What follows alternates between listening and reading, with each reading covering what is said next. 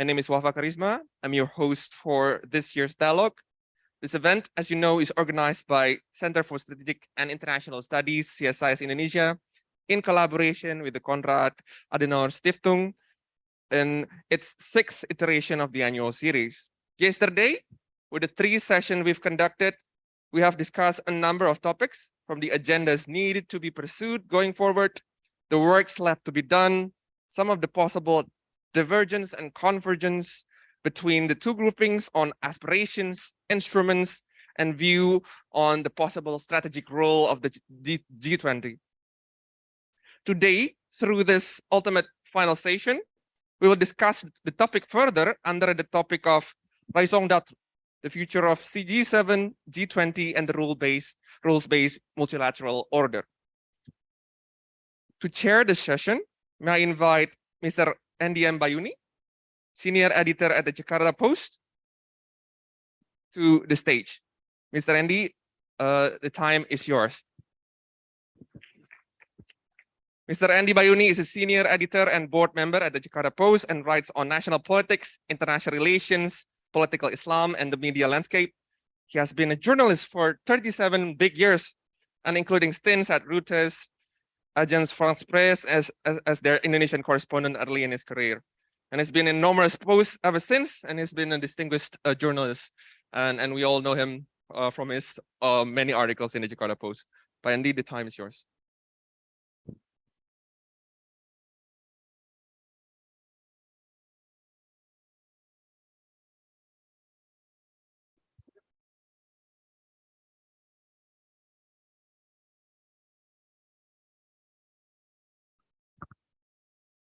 Thank you, Wafa, and good morning to everyone. Welcome to the conference.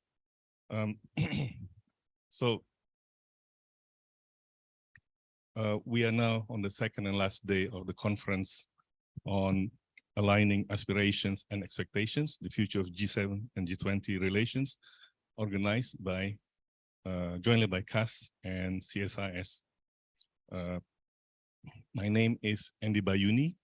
I'm a senior journalist, as Wafa explained, and I'm honored and pleased to be the moderator of the final session on the topic of Raison d'être, the future of G7, G20, and rules-based multilateral order. So I'd like to welcome our 4 great panelists to the sessions, and I will call them up one by one. So may I please first invite to the stage Professor Djisman Simandjuntak.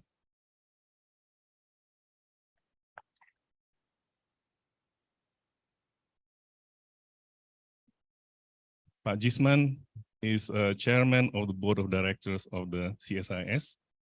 He's a professor of economics, and he's also the rector of the University of Prasetya Mulia Business School in Jakarta. Our second speaker is Ms. Isabel Weininger. Please come up to the stage.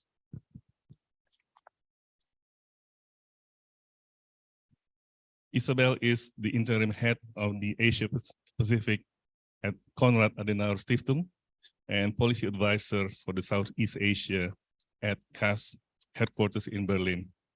She was KAS country representatives in Cambodia and also previously had served at KAS office in Kiev in Ukraine.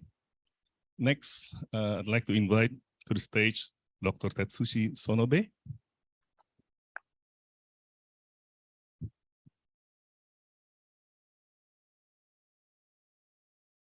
Dean Sonobe is Dean and CEO of the Asian Development Bank Institute, ADBI.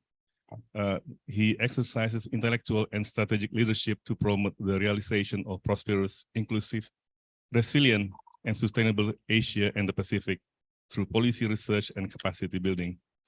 Since Japan will be chairing the G7 in 2023, Dr. Sonobe is also the Think 7 2003. Last but not least, I'd like to invite to the stage Ms. Manjeet Kripalani.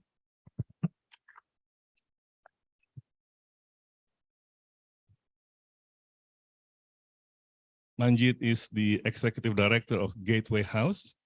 Indian Council on Global Relations in India. She is an award-winning journalist, so many awards she had won, and decided to establish the Gateway House, apparently inspired after serving as the Edward R. Murrow Press Fellow at the Council on Foreign Relations in New York. And since India is going to be the chair of G20 next year, she is also the Think 2023. Let me just frame the discussion this morning before we begin. The G20 was born as an expansion of the core group of the industrialized countries of the G7. Following the 1997 Asian financial crisis and the 1998 Russian financial crisis, the inclusion of emerging economies reflects the group's desire, the G7's desire, to improve the responsiveness towards financial crisis and other global economic governance issues. With the sharpening of global strategic competition between the United States and China, and the ongoing separation of relations between Russia and the West, tighter groupings like the G7 find themselves in a much more coherent and effective position due to their common values and positions. In contrast, the diversity of the G20, the larger G20, which initially forms as the group's modality, have this year becomes a burden. This was shown by how even gathering all the G20 members to show up and have a discussion becomes a tough task for the host. So on that short note, we asked panelists to compare notes on the future of the G20, the need for the group's reform to more efficiently address crisis, and the value of representatives in the forum. So to kick off the session, may I invite Professor Djisman, please.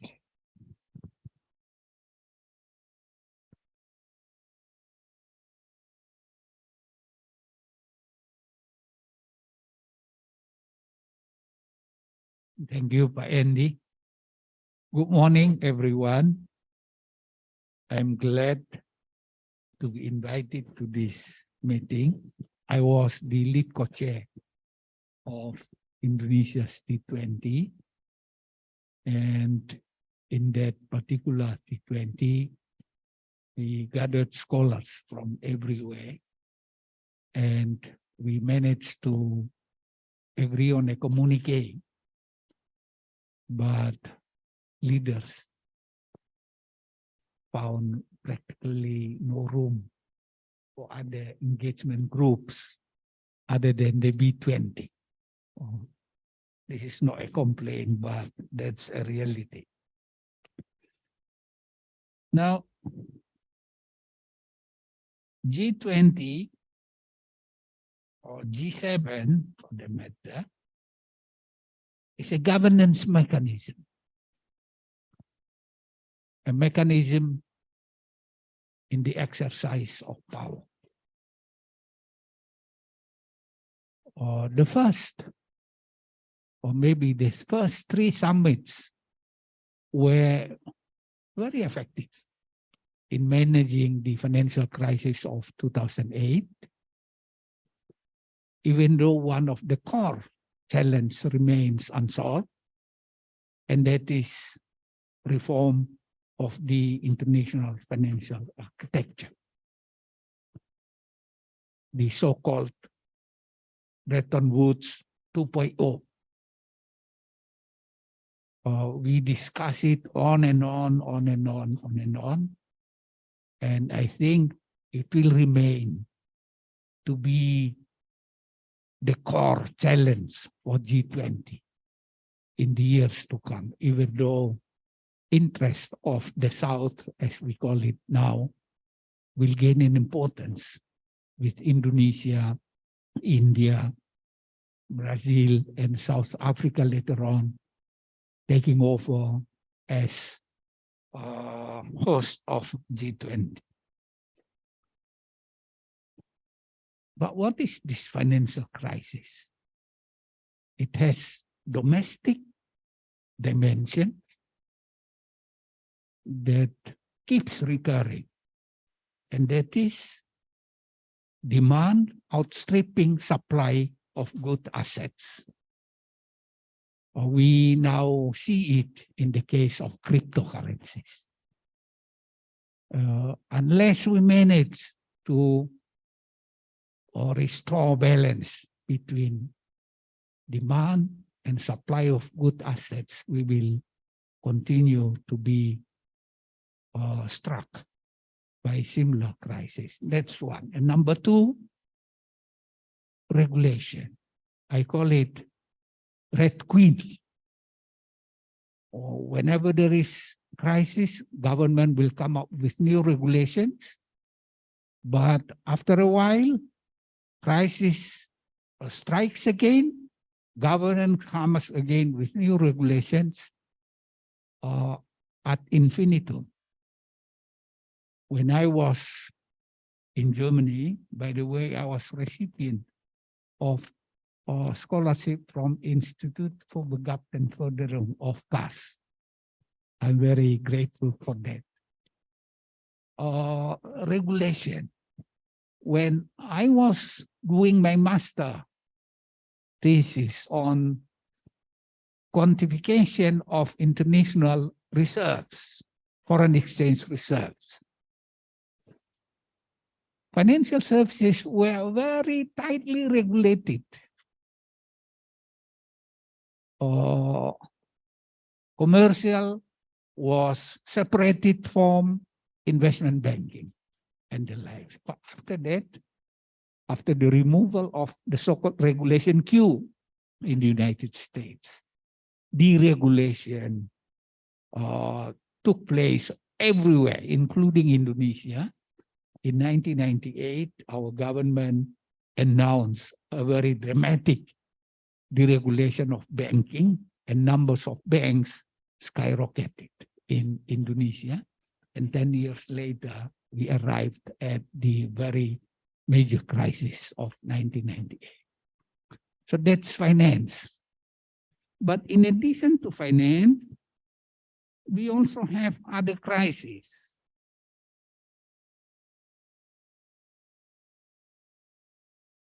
We have food crisis. We have health crisis. We have energy crisis.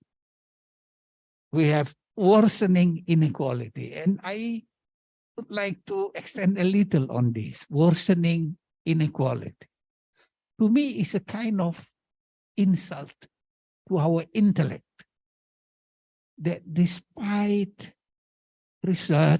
researches everywhere, we cannot tame inequality. It is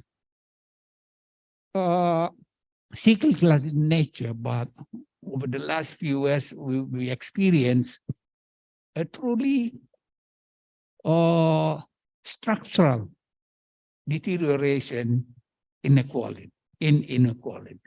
What is behind this? Is it because equalization programs of governments are losing support? Is it the decline of unionism, labor unionism?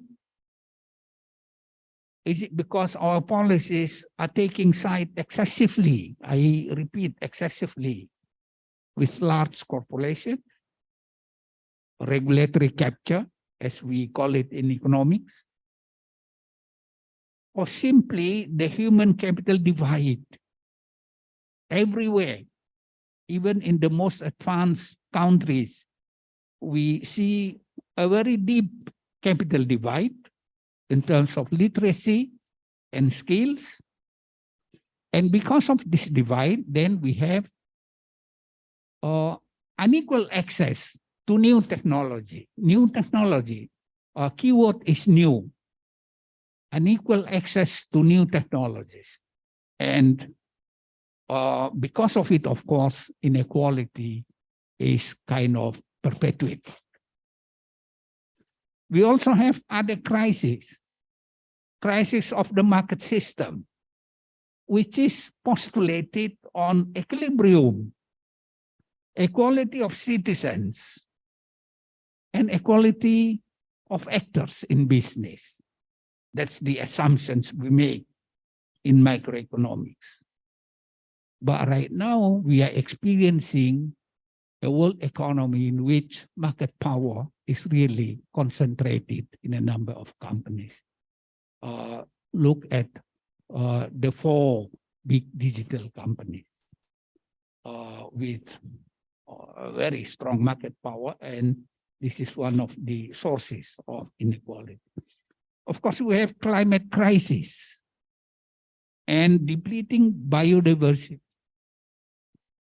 Depleting biodiversity because of pollution, but also because of our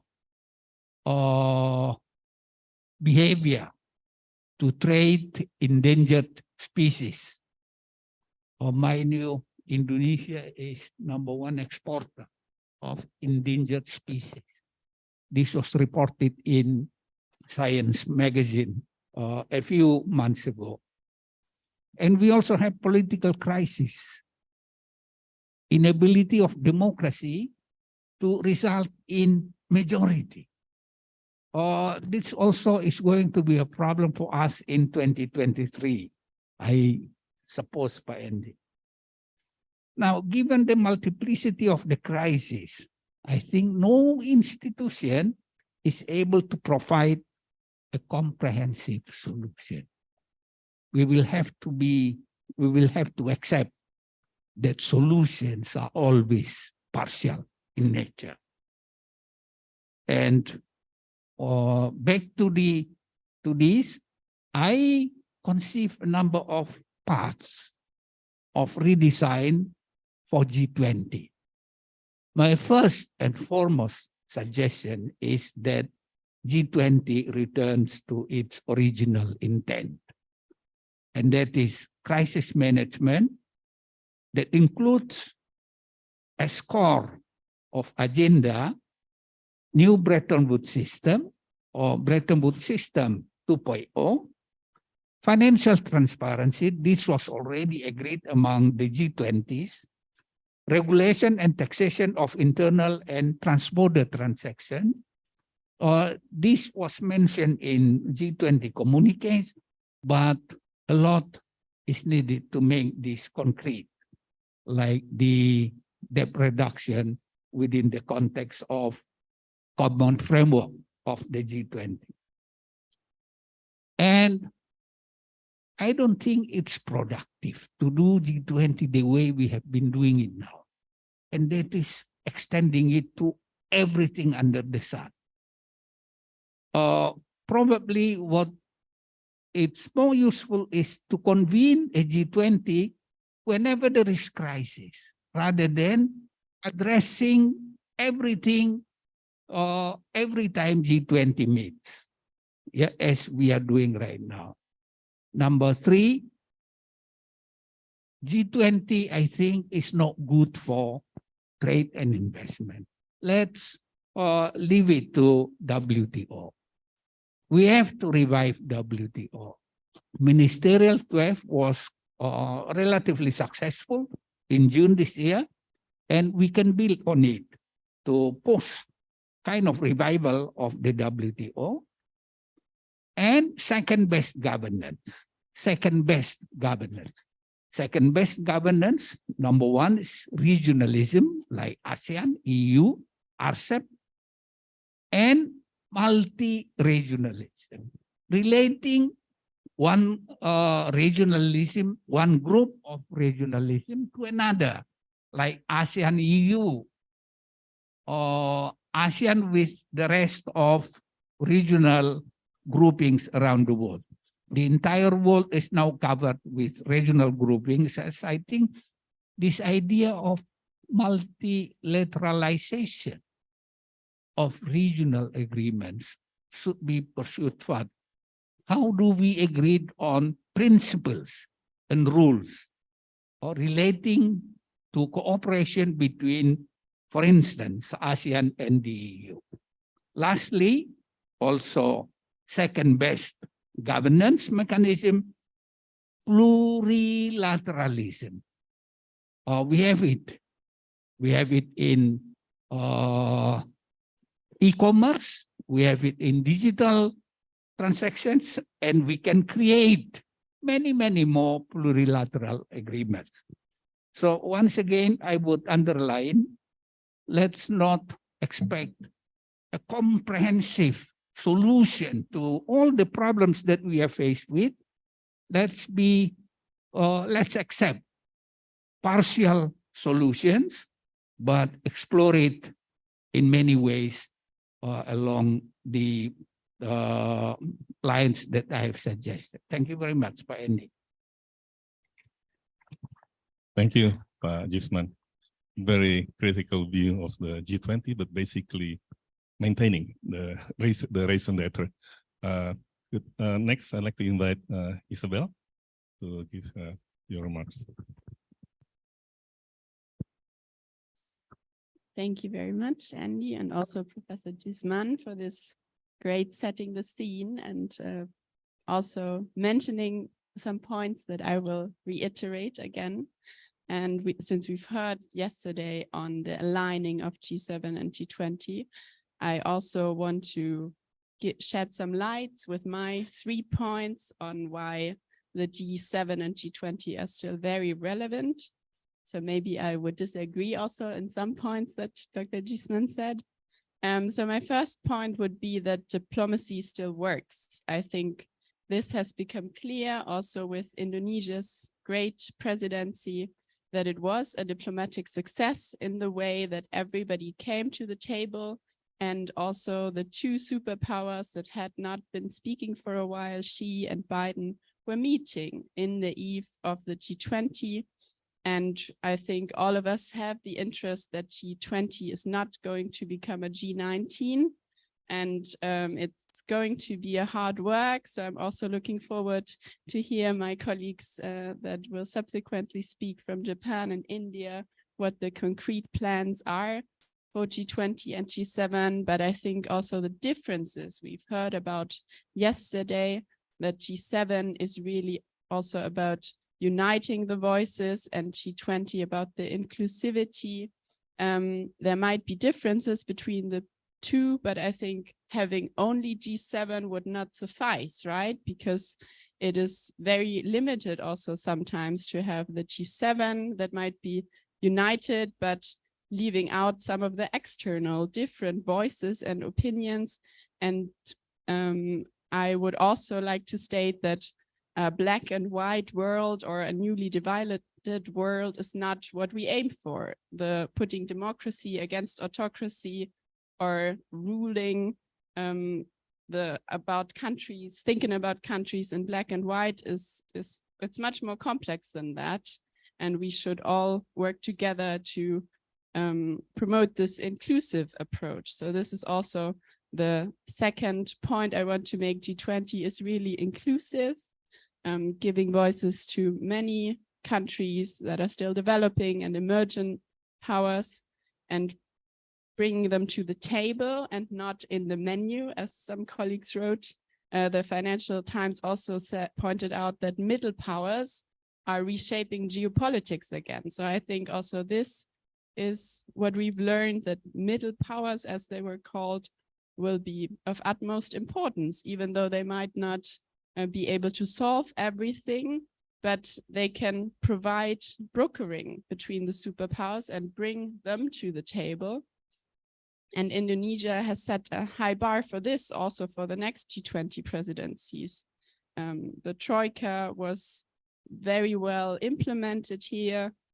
Also the alignment of G7 and G20, that the G7 had invited Indonesia and other members to come to the summit in Elmau earlier this year, provides also the opportunity to really include the priorities and agenda settings and make it more comprehensive, and that this mutual concerns and interests among emerging and developing countries can be discussed together. And about inclusivity, what makes a rules-based order also for me is that every voice is treated equally. Not the might is right, or the use of force being accepted as a means in politics, but democracy and listening to all the actors on the ground, and ideally uniting a common understanding of challenges and solutions, even if there might be differences on some perspectives. So this inclusivity of the G20 is then also added by the G20's unity. So as we've heard yesterday, G7 might be able to prepare some very common statements and lines forward because there's more unity, but this is also a great preparation for the G20 summit, that G7 had already kind of united their opinions and their commitments, and then this is uploaded to the G20 level, so to say, and makes it strong alliance.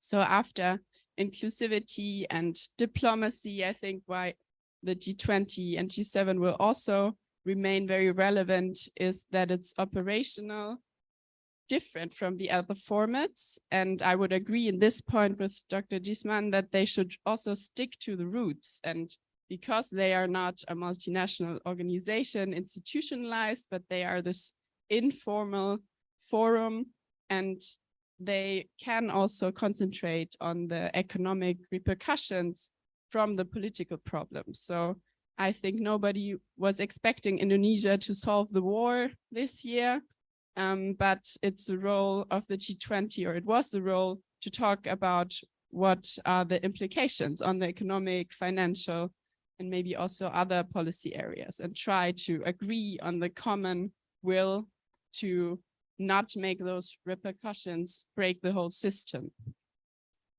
So this providing constructive solutions can also be made more sustainable. We've heard much about this in the panels yesterday, so maybe I'll also have repeated some of the points, but the commitments that can be upheld or followed up from the last year should be also taken into consideration for the next presidency. So including the troika of the predecessor and the successor is, I think, also very essential when the operational planning of the new presidencies is taking place. And I think we as think tanks can also play a role. Also, we as Konrad-Adenauer-Stiftung have taken that we can follow up on those commitments. So reading through all those long statements, but then following up next year. So what has come out of those funds and those commitments that the countries have made? That is what we can do together also in the future to make the outcomes more sustainable and long-lasting. And last but not least, I want to give some German perspective, since I'm the German on the panel. So what G7 and G20 means for us and why we should support this. I think it's very important for Germany, since we're also not a member of the Security Council, not a permanent member. So we see this also as a chance to display our big support for the international system. And we try to do this with the G7 this year to make it inclusive, to make it a well representation of the whole world, also including Africa and the G20 in it. But nonetheless, I think Germany must also be stronger in the implementation and go forward with the national implementation, because we heard it's informal, so the commitments are not binding per se from G7 or G20, but each and every country has to work on the implementation themselves. And I feel like we as Germany should lead the way and walk the talk and put the money where the mouth is. I've heard this a lot from countries in the region, in Asia, that we often don't abide to our own commitments. So I hope that my government will do so in the future.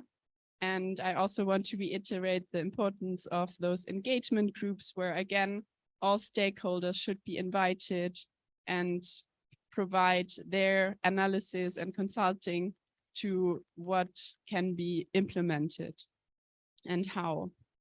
And one last anecdote here, since I've been traveling through Southeast Asia in the last week, I went to Vietnam and Indonesia, while also my German Chancellor, Olaf Scholz, was here. And I tried to ask our partners on the ground how they like the visit, what they think about the summit outcomes, and so on and so forth. And I think, again, the most important point that we as Germany have to learn, that we should not make Southeast Asia choose or any other format. We should not divide G20 either in black and white, and not kind of rate countries about what they voted in the UN Security Council, because that is sometimes what the press and media in Europe tends to do. So who voted what in the UN Security Council? And I think this is too easy. It's much more complex than that. Countries have historical relationships, dependencies that are very complex, and they do not want to put all eggs in one basket or really choose in between sides.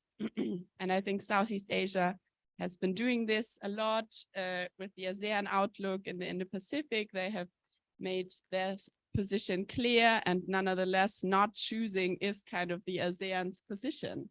And we should accept that and even learn from that, because also Germany is very reliant on several sides. And this is what I also take from this. So Germany should listen more to what the region really wants, what it's all about. It's complex for us because it's 10 ASEAN countries, or in all of Asia. It's so diverse, this diversity. It's really something we have to learn. And I think the most important point to conclude for me is really that G7 and G20 remain of utmost importance. They are inclusive and sustainable forums in crisis management, and show that diplomacy and international rules-based order are working and are here to stay.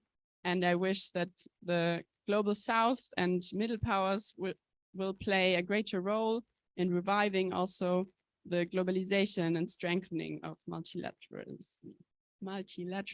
Sorry. So that's it from my first input, and thank you very much.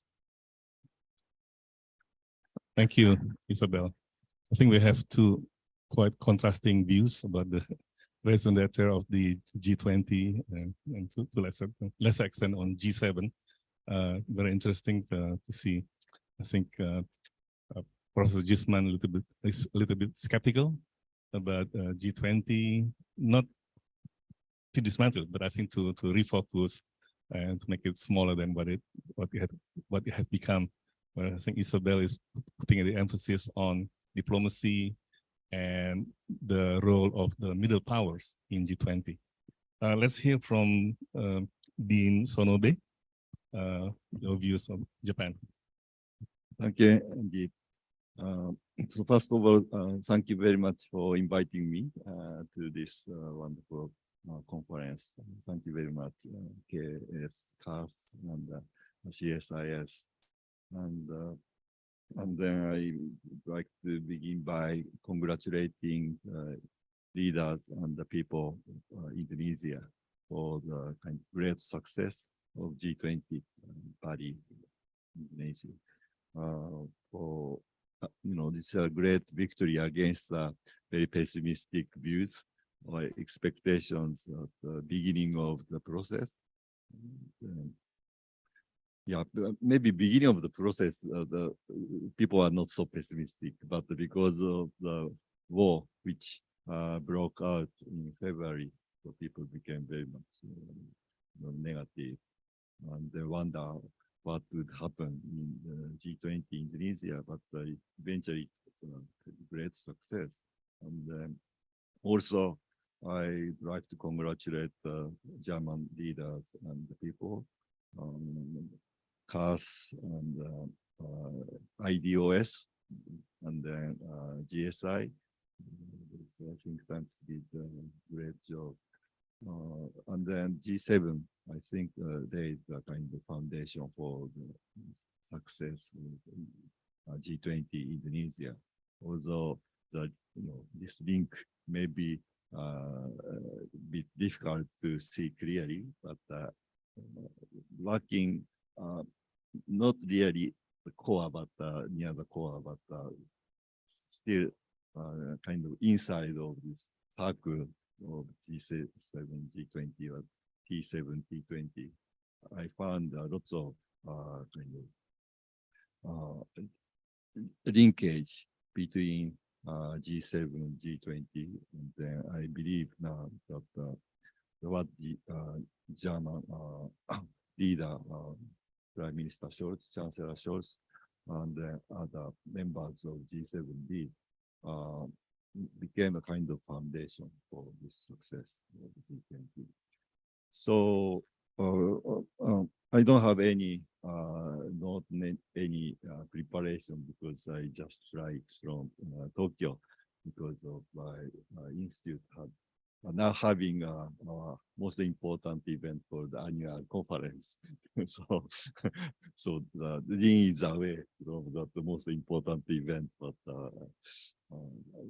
I think it's very important to participate in this conference. That's why I came. So I didn't have any time for preparation for today's speech, but I'd like to take up this title of this session, Raison d'être, G7, G20. I think I have 3 points. First is that this G7, G20, or the direct contact among leaders, world leaders, most largest, strongest, and richest countries. It's of paramount importance because leaders receive lots of information, advice from their advisors, ministers, those people. But not only making decision based on those advice, but on suggestions. It's very important to add, for them to add the direct, kind of information, direct impression about what other countries are really caring, what other countries are really angry about. That kind of information should be added to advice and suggestions from others. Otherwise, it would be very difficult to make the decision. So, of course, I have no experience of doing that kind of taking leadership, like leaders of such big countries. But I think because they are also human beings, they would be similar to us. So then it must be very important to have direct contact. Otherwise, they may make a false decision, bad decision. So that's number one. So we should, work very hard to maintain this system G7, G20. It could be G8, G10, or could be G18 or 25, but maybe, as you said, not 90. For example, currently the Japanese Ministry of Foreign Affairs, from which G7 Sherpa next year comes from. They are, really busy making those logistic things, like setting up more than 100 meetings. So if the participants become 90, it would be really nightmare. So it wouldn't function at all. So, so it could be flexible, but anyway, this kind of G7, G20 kind of thing is really important. Second, the second point is that in this diplomacy or the kind of navigation of the world economy and world politics, I think there is no clear victory, no landslide victory or triumph like which happen can sometimes happen in election. Because if there is victory, that would be a victory as a whole. the entire world, like G20 Indonesia's victory. So no kind of, in terms of bilateral relation, there is no clear victory, because if you have a clear victory again about one particular issue, one particular trade conflict issue, then you just see a bad result in the future. You just cause resentment or hatred in the people in the other country. So eventually, you will have a bigger risk of being a loser in the future. So if you want to have a victory to show the kind of success to the voters, you should have only a small victory. If you have a big victory, that's a kind of dangerous situation. Because of world economy, world politics is full of complexities, as I said. So what is important is to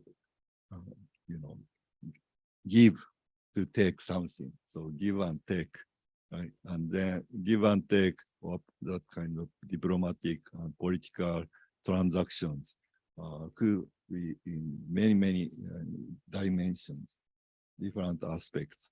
And then you want a kind of concession from other countries. You have to give something to that country, but very different aspect. And then also another aspect of complexity is that there is no real national interest. Not only there are many countries in the world, but even within one country, there are different arguments, different interests. So young generation, old generation, or farmers, small farmers, big farmers, very rich people, poor people. They have very different urban people, remote rural people. They have very different interests. So then there is no one single national interest. So then that means the policymakers in the countries can have different transactions, different group of people within the other country. So there are lots of possibility of nice give and take, but it's a very difficult decision. So, what is important is try not to have a big victory, and then of course for politicians to survive, they cannot make a big mistake. So that's why they have to try a kind of good, even or slight victory. So that's kind of art, not the science, but science can help them to give good information for them to make informed decision. So that's second point. So, and then third point is that therefore the leaders should have good brain. Right? So in the case of G7, G20, there are many engagement groups in addition to working groups. Working groups are closer to the policy making. So engagement groups like Think 20, Think 7, or Civil 7, Civil 20, labor, women, science, those engagement groups can also help the leaders. In the case of those engagement groups like women, civil, urban, they have their own kind of set menu of argument, their propositions.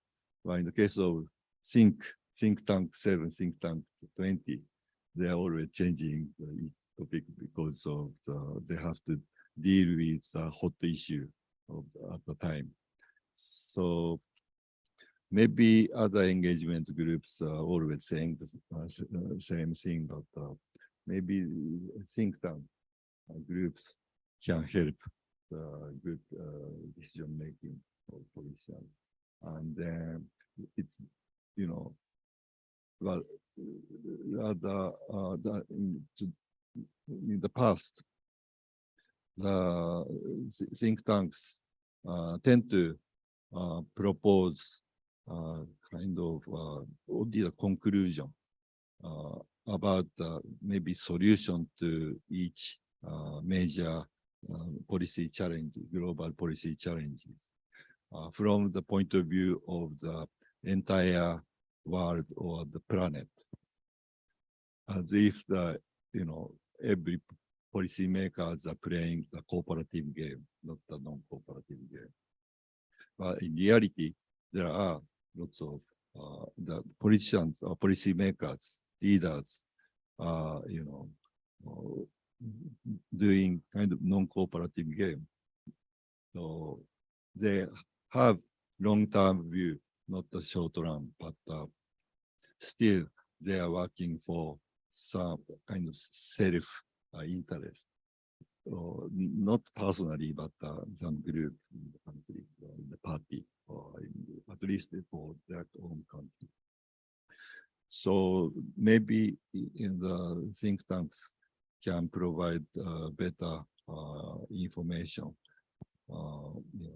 by analyzing which group of in the world, which group of this country will have this kind of interest, and then what you know, those leaders of G7 or G20 should do. So more analysis based on the simple facts that there are lots of arguments about a single issue, every single issue. So that kind of approach would be better. And then today, only the mass media and social network, provide information to the public about success or failure of G20. So that, but their message is very short. So that's why the public cannot understand how difficult it is, how difficult the game that those policy leaders are, working on.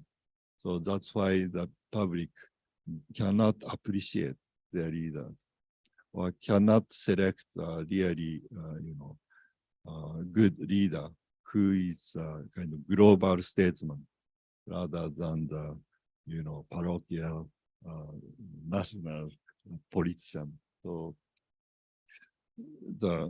I think the think tanks and maybe hopefully other engagement groups can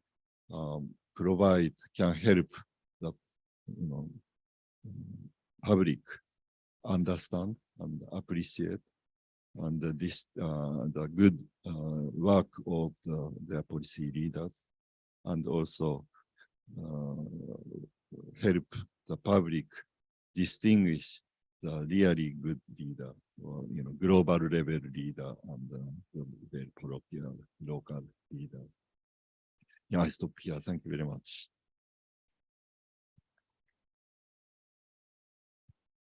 Thank you, Dean Sonobe.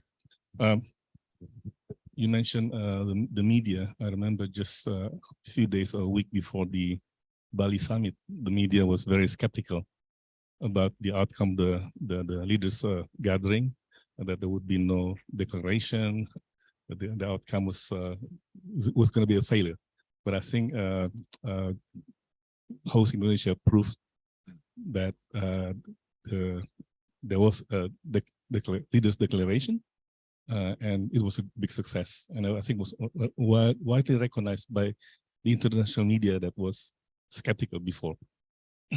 You mentioned, I think, the value of the G20 is more in the informal contact between the leaders. And beyond the photo ops, there is this kind of consensus that nobody is going to come out as a winner or loser, but it's more like a consensus. I think that's also a very valid point for the G20 to move forward. So I take it you're a strong believer in G20 as well. Next, let's hear from India. Manjeet, India is going to be the next G20 president. And so you have a lot of programs. And of course, I think you're a believer in the G20. You have to be. Please. Thank you, Endy. I think countries like ours are believers in the multilateral order, because that is the only place we get a chance to learn, participate, and bring our populations into world affairs. So we believe in rules. And unfortunately, what has happened is that the G7 has started breaking the very rules that it set. And so this has created a problem. There's a widening gap, I think, between the G7 and the G20. And a small example, Isabel, you said very well that, countries have to, in the G7, have to stop berating other countries for their choices. And you will recall that in June, Ursula von der Leyen came to Delhi, and India had made a decision at that time not to export its grains to Europe. And she was a guest of our government. She stood on the podium and she berated India about how dare India stop the grain exports to Europe and Germany. And a little bit of history and some good advice would have told her that the Bengal famine was just yesterday. It was in the 1930s. We lost millions of our people because Great Britain took the grain that was meant for India and sent it to Britain. So its people that were in a war could eat and its colonies could starve. This was yesterday. We remember only too well. And this is where the G20 really, the G7 falls short of the aspirations of the G20 and its people. So I'm going to just start on the title, The Future of G7 and G20 and the Rules-Based Multilateral Order. So I'd like to put a different combination to this. I'll put the G7 first, the G20 last, and in the middle is the rules-based multilateral order. Because both the G20 and the G7 are pulling at the global rules in opposite directions. The G7 is the established rule maker, and it's holding on to the order it created in 1945, which it declared to be global, and is now breaking the same rules that it made, but no one else is allowed to break the rules. The majority of the G20 is still a rule taker, mostly passive, but it is now attempting to make the rules more elastic, more flexible, and more accessible to all. Unfortunately, because the G7 views this pull from the G20 as an outrage and resists a reform of these very outdated and many impossible to achieve rules, the G20 is now compelled to make new rules and be a rule maker.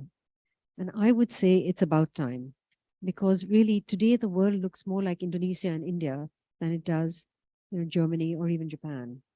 The world in 2022 no longer looks like 1945 or even 2020.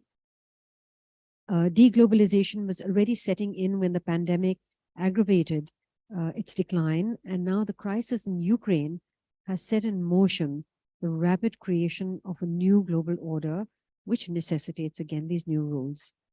Because it is clear that the G7 is no longer able to influence or manage world affairs. So first came the really reckless financialization of the G7 economies. That started in 2006, resulted in the world, in the Western or Wall Street financial crisis, which then impacted the whole world because of the investments that the G7 countries were making. And they outsourced to China, and therefore destroyed the productive economies of many of the G27 countries. This resulted in political turmoil.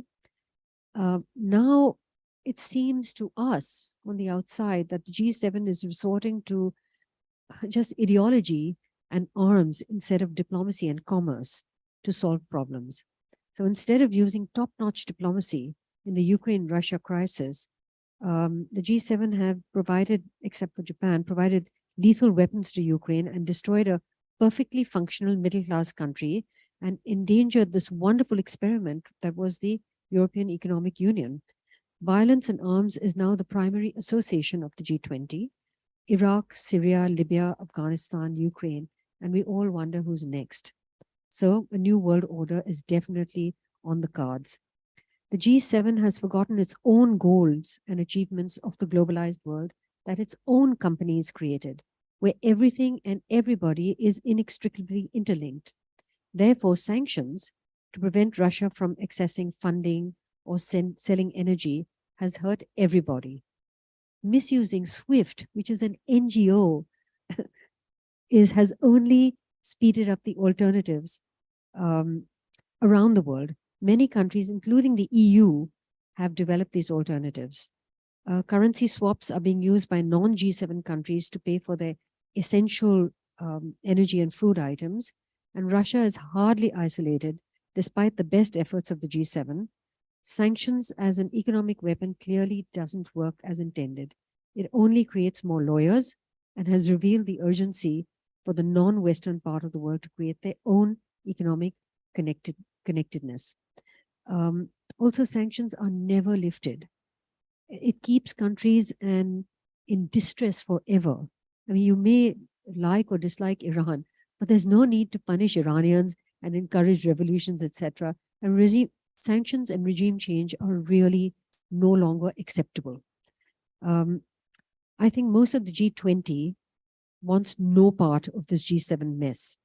And many agree with President Putin, who said at the Valdai Forum in October, where the other half of the world was a participant, that it's difficult to adhere to the standards set by the Western elite, also called the G7, which insists on the universality of its culture and worldview and expects these very values to be unconditionally accepted by all other participants in international communication. If the G7 wants to preserve some part of the world order that it has created over 75 years, it must be an active and helpful participant in the writing of these new rules. It is a job description that the G7 knows very well. To show good faith and to regain trust, the G7 must first fulfill its own promises, immediately releasing funds for aggravated debt distress and climate finance. This is part of the G20 agenda. It must then sit alongside its members in the G20, which is already formulating more equitable rules for the next 75 years in critical areas of energy, technology, finance, health, and education. So the G7 can start by acknowledging India's innovation of digital public goods and help India write the new global rules on digitalization and fintech, which it has tested robustly and successfully at continental scale. This will lower the cost of transactions worldwide and encourage innovation everywhere. The G7 can help Saudi Arabia write the new rules on energy as it seeks to change its own oil economy. The Saudis have the most to lose, but together everybody will gain. The G7 can help Indonesia write some of the terms of trade that are more representative of its own region. The G7 can help the African Union, that has plentiful human capital, define the terms and modes of services trade. Instead of calling everybody looking at Africa as a source of migrants, it can really look at it as a source of human capital. The G7 can jointly conceive of a new intergovernmental organizations based outside of Paris or Washington to develop new measures for economic productivity and progress.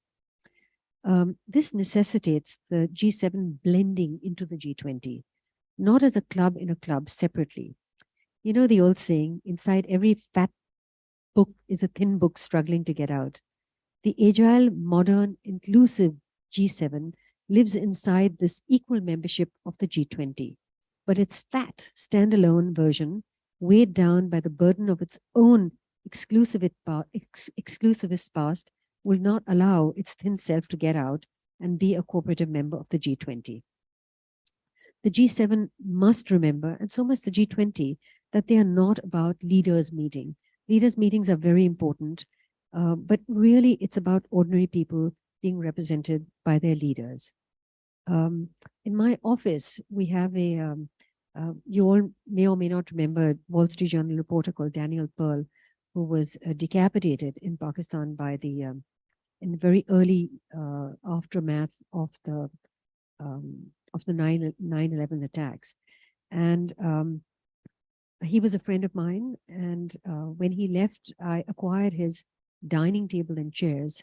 And when we started Gateway House, we put the dining table at the center of our office and the chairs. And it really is to remind everybody that foreign policy is about human beings. Every single person matters. And similarly, I think the G20 understands that much better than the G7. So a message to the G7, dear G7, there is nothing to fear in the G20. The old rules are brittle and they break. The new rules are fresh, they are elastic and accommodating. Don't begrudge the world, the new world, from writing equitable, inclusive, transparent new rules for a bright global future. Instead, sit at the same table and make these rules jointly.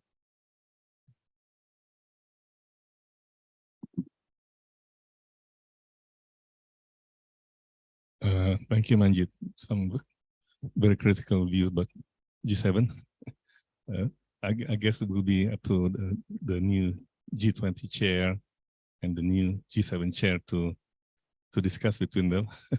I'm sure that they're in contact because like Indonesia and Germany, we are also in contact about how to proceed with the meetings.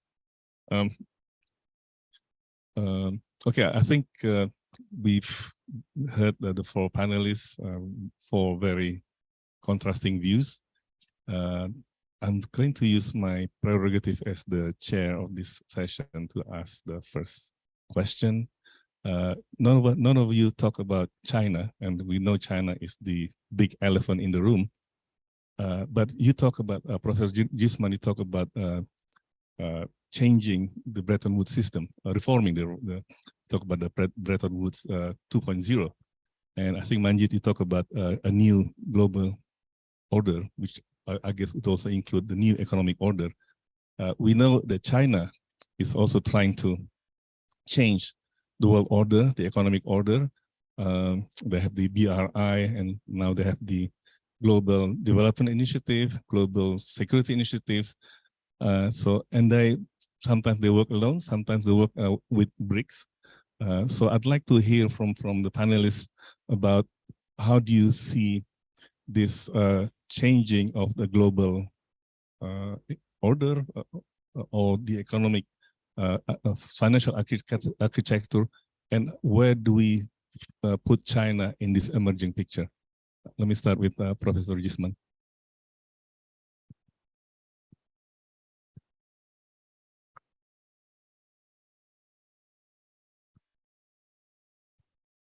If I could answer this question, I would have solved the world problem. Yeah, I agree, China is very important. The challenge, in my view, is to give a free plate to China in the same way as we give free plates to the United States. Unless we do that, we will continue to muddle through when it comes to global order. Actually, it's very simple, like the Bretton Woods system. The balance, economic balance between countries has shifted unrecognizably compared to the end of World War II.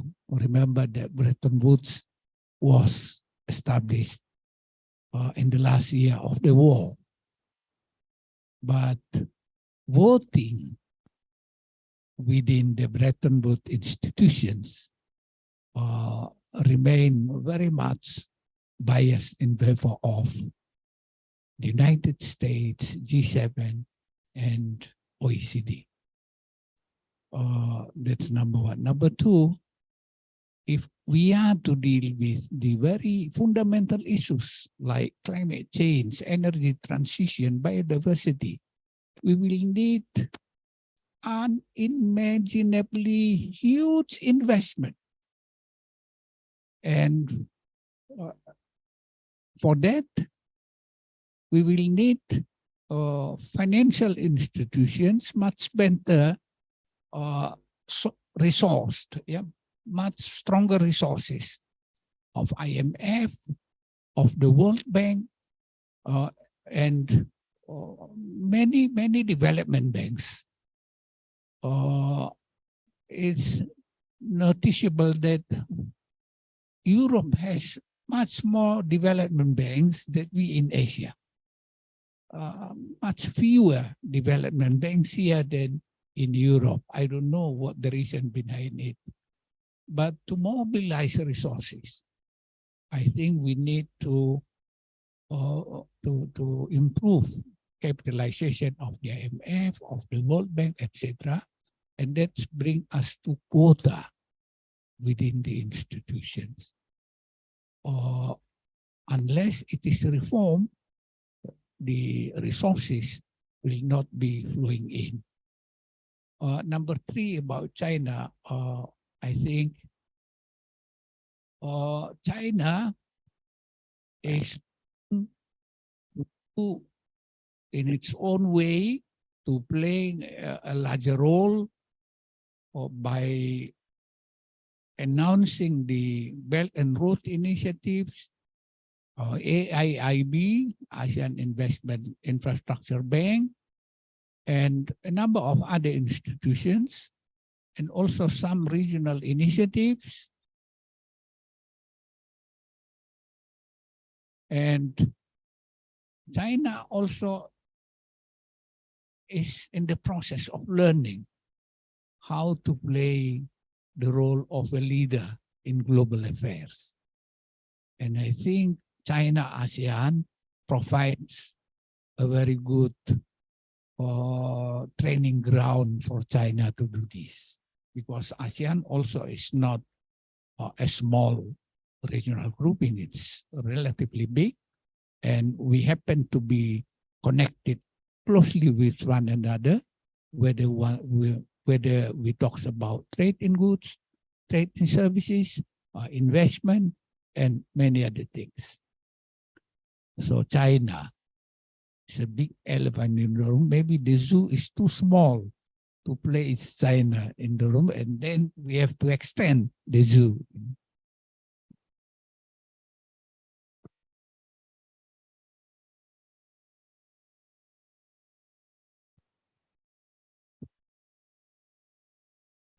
Thank you. Yes, you pointed out a very important actor. And of course, Germany is also looking a lot towards China and kind of trying to monitor what's happening for a while now. I think it started more and more from 2019 onwards, that Germany and Europe has been viewing China more critically and what's going on. So I want to point out that Germany is also working on a new China strategy, actually, at the moment, the first overarching China strategy from a cooperation of several ministries. And the draft has just been kind of leaked to the press in Germany. So there was a lot of discussion going on how this new German China strategy should look like. But I think what becomes clear with reading through the draft is that lessons were drawn from the war in Ukraine, from the Russian aggression, and from the dependencies that Germany had from Russian energy. So I think Germany's wealth and system was built a lot on first the energy dependency on Russia, the economic dependency on China, and it still is today, and the security dependency on the transatlantic relationship and the US. So in this China strategy, you can see the threefold view that Germany and Europe has on China as a partner, competitor, and rival. But the focus has shifted towards the latter two, so more as a rival and competitor. It's being seen by this draft by the Foreign Ministry. by now, and the dependencies are seen very critically because they are not based on reciprocity, but also when China is diversifying and turning away from globalization and the global market, this also means we have to diversify our connections. And China, of course, is still the largest market for German companies, and this wealth is a lot of wealth we got from it. But I think we have to be more aware of this dependency, that it can also turn negative as it did with Russia. But what we also see in the region and in the Pacific, and I think a lot of panelists would share this, that China is becoming more and more aggressive and using military force and not respecting sovereign territories, even in the sea, on fisheries, and even on territory. So I think this is also something where China is not only undermining the multilateral order, but also very aggressively trying to establish new rules and making sure its own power is growing. So I think the China strategy is not finished yet in Germany, but you could definitely trace that the picture is becoming more critical. And now with the latest summits and meetings in person and the Chancellor's visit to China, I think the Chancellery might have some new ideas. The cooperation is still needed. We will not decouple, that's for sure. We have to be realistic about this as well. But nonetheless, I think we are becoming more sensible and sensitive on our behavior and our dependencies. And yeah, China in the G20 is important that it's still there, as I said. And I think China itself has interest to make clear it's not Russia and that there are differences. We've seen this in the latest statements, but also we have to work with what's the reality on the ground. And I think in the Pacific, it's very critical that the rules-based order is upheld and everybody obeys to non-aggression and all these rules. So yeah, maybe it's so far from my side.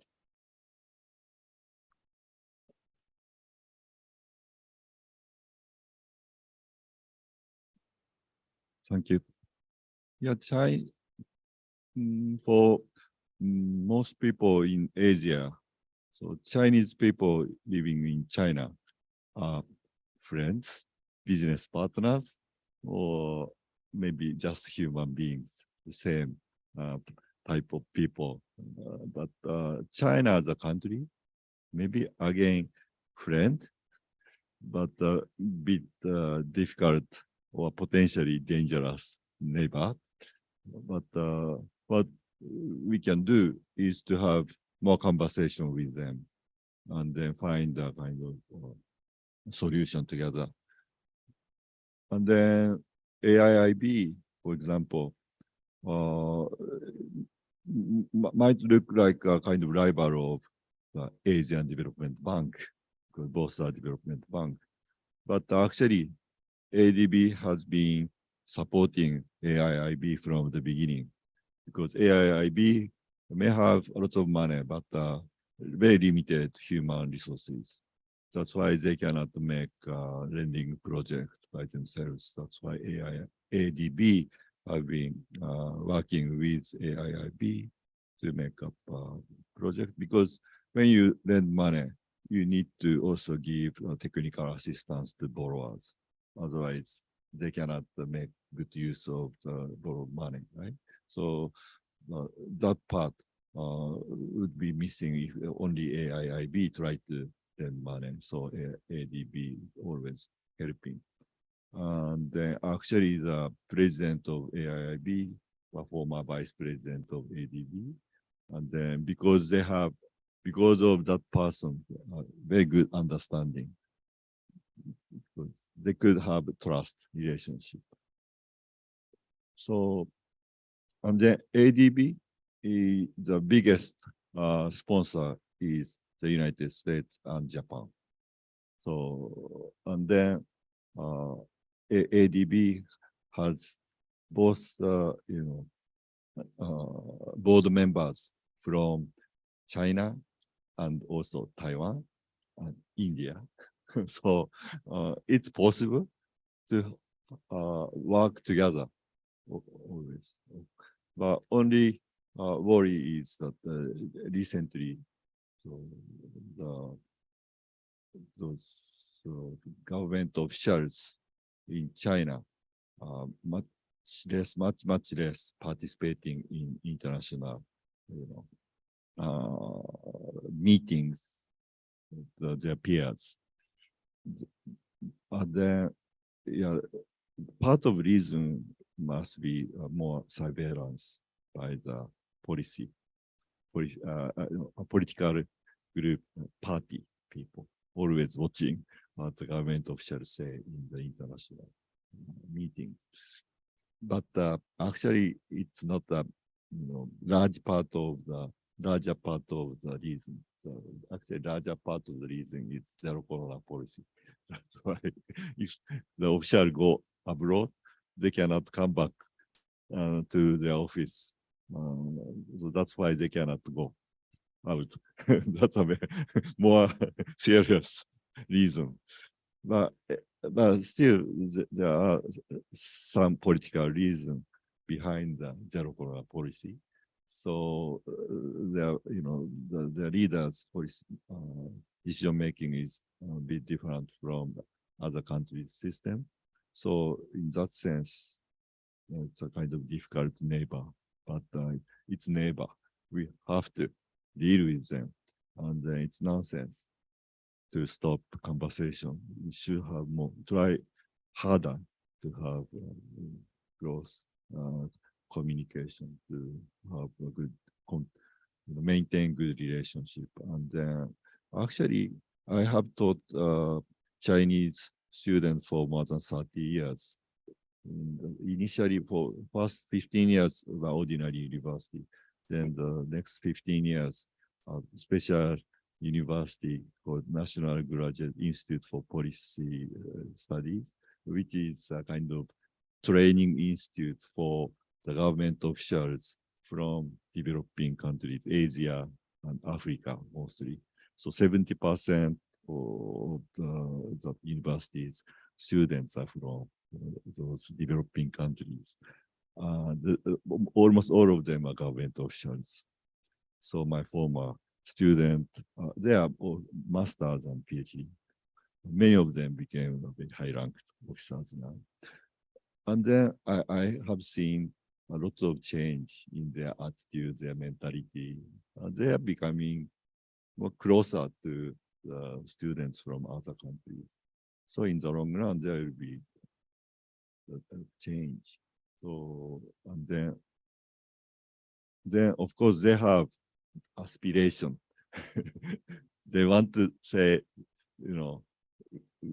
we don't like to be those rules imposed by the, those developed countries. But and Japan had the same feeling for many years, but partly because of getting used to that kind of thing, and they also partly because of aging, we lost that strong aspiration to say no. But we just hope, let's enjoy life and then beauty, then also the, so what Japan want to say is, okay, stop war, and then enjoy the prosperity in not only economic but environmental and social sense. So I think that's the only G7 Japan's kind of aspiration, and then that is why that ADB Institute, which is a multilateral organization, not the think tank of Japan, is becoming a lead chair of Think 7. So because what Japan wants to say is very much common sense thing which would be accepted by everyone, and which could be said by even the multilateral organization, not Japanese think tank. So that's why I'm a leading chair or leading co-chair of Think 7 Japan. So China may be difficult right now, but in the long run, less difficult. And as long as we continue to have conversation with them. Manjeet? Thank you. I agree with the professor when he said that China is learning to become a global power. And the reason China really has had to step in is because there were gaps created by the previous global powers. The Belt and Road was started because the World Bank conditions for loans for infrastructure projects were so difficult that it was impossible for developing countries to achieve it. And now I'm happy to see that there is that AIIB is a bank that is fulfilling some of that. The Belt and Road, whether we like it or not, is fulfilling that. And the European Union has started, and so has the United States started with their own sort of plans for fulfilling these infrastructure roles. On one of the things of China that everybody should really understand, it is a direct neighbor. India and China share a land border. Japan shares a maritime border with China. We share a land border, and since 1962, China has been sitting on India's borders.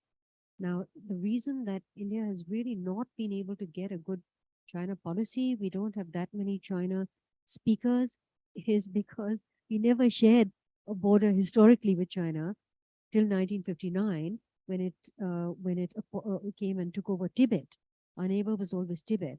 So in that sense, we understand what Russia says about the Ukraine. It is a buffer state against NATO because Tibet was our buffer state against China. And we know now what happened with that. So despite all these problems, I think by and large, India is very proud of the rise of China. It is an Asian power. And the rise of Asia is very important because it lifts all boats. Just specifically on digitization in China, I'd like to say that unfortunately, China has kind of, so the world is divided into 3 or 4 groups on this new digital economy and state, social state. So there's the United States, which has a purely private sector driven digital economy, right? We've all these companies that have tell the government what to do. They're so powerful, and they also manipulate consumers.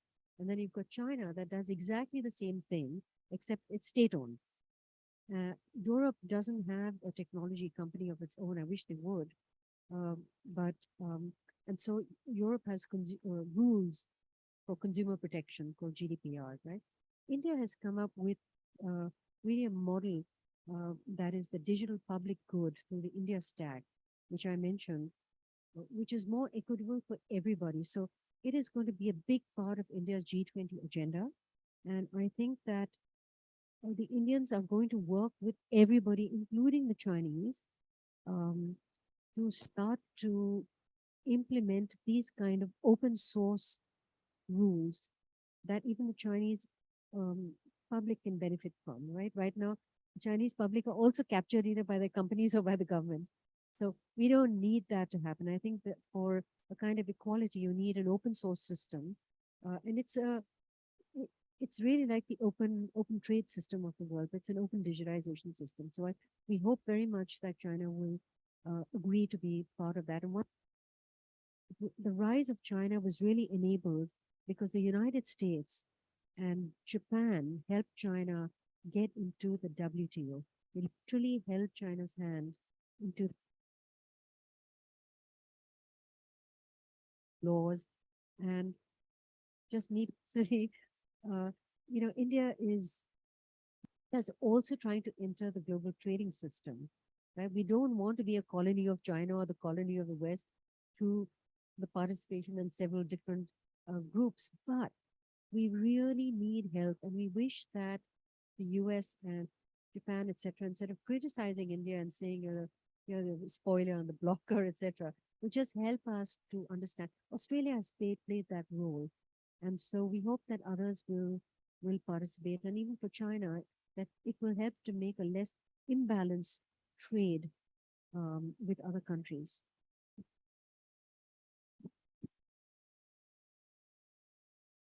Thank you to all the panelists for the comments. Now I'd like to open the session now to the floor.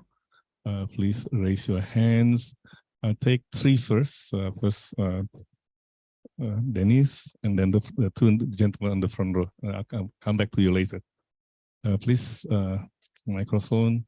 Please state your name and your affiliation, and if you're addressing the question to any particular panelist. Thank you. Okay, thank you, Pak Endy. I'm very happy that we staged this international, one could say, multilateral panel today, because it shows the very different perspectives from all over the world on the issues of G7, G20, and the multilateral order, and all of the different challenges that we are facing internationally. Especially as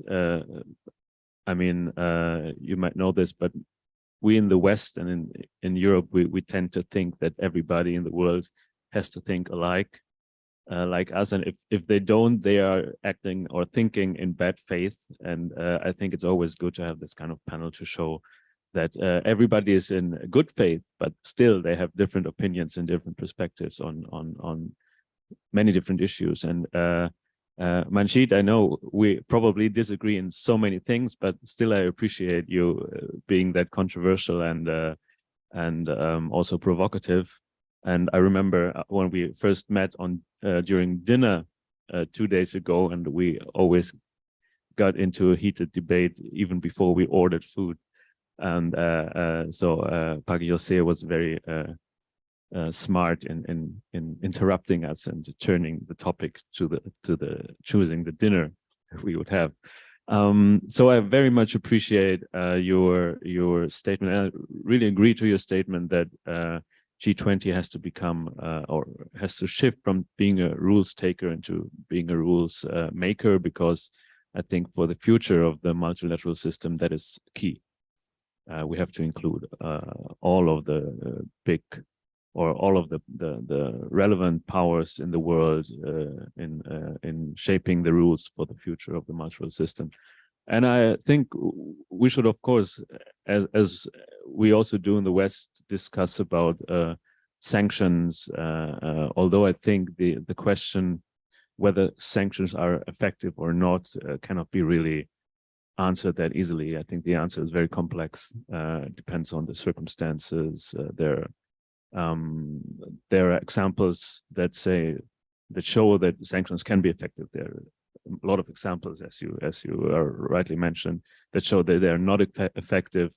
And it's hard to tell because in the real world, we cannot have these counterfactual scenarios that show us what would have happened without sanctions. So that's a very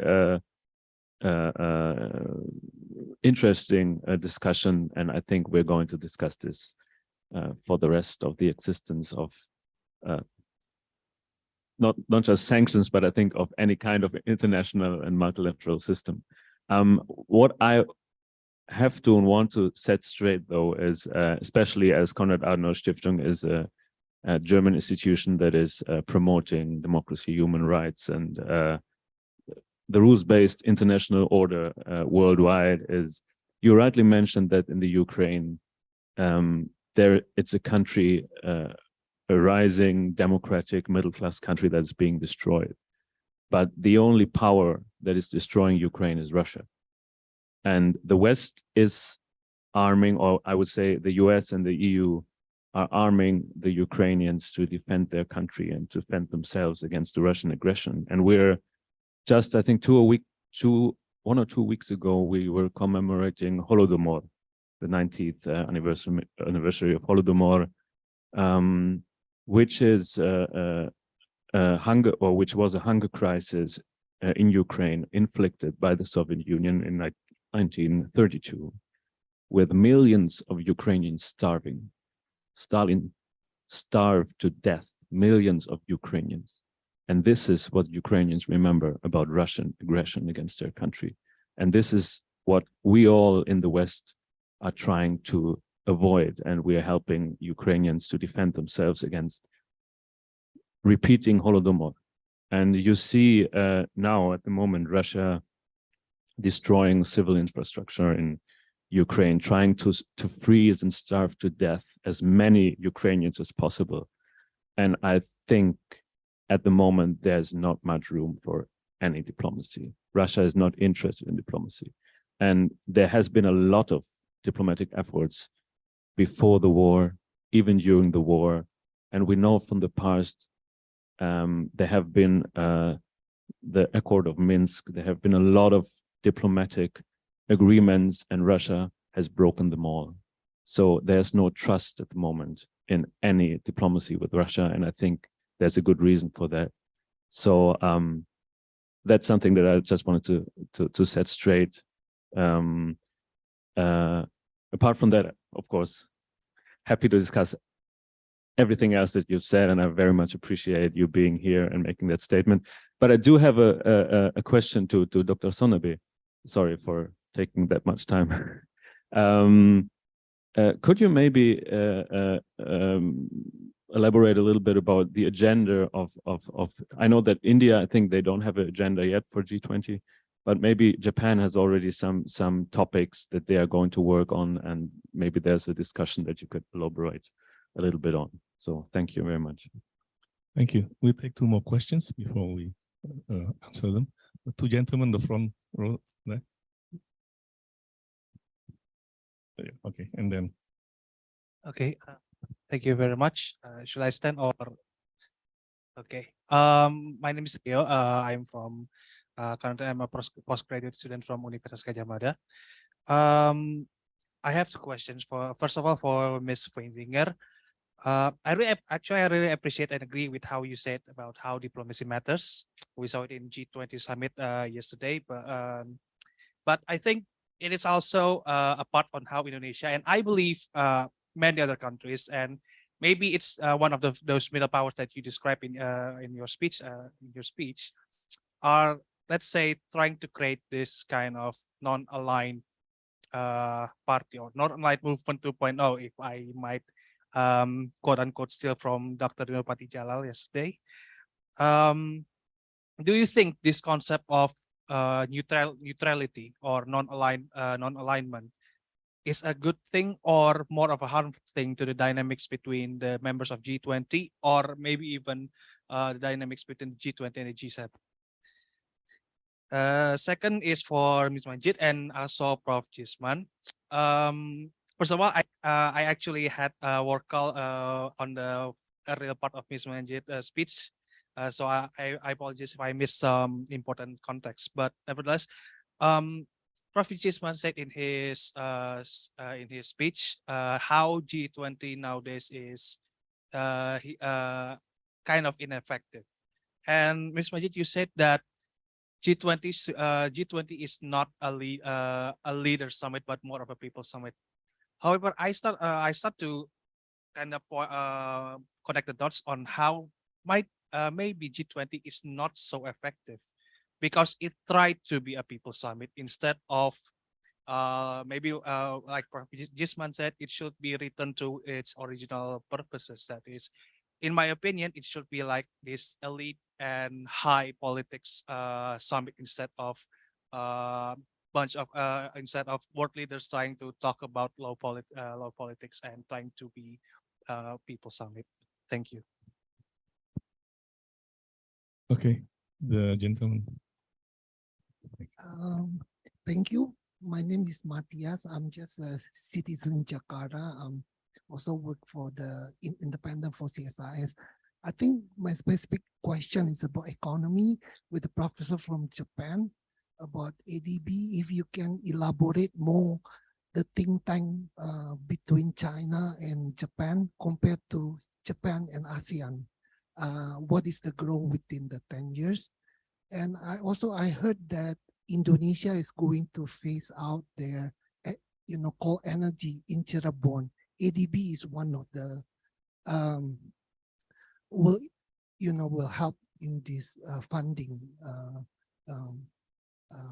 The other question may be for the host, for Isabel is the youngest, and women also, because I just want to know about Germans are involved and also member is the G8, right?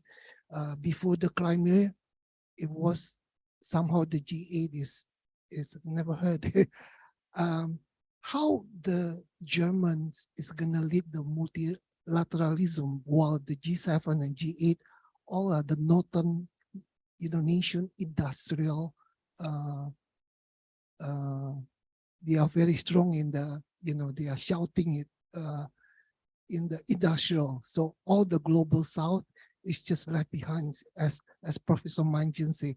How Germans gonna lead this multilateralism while they in the past they are not.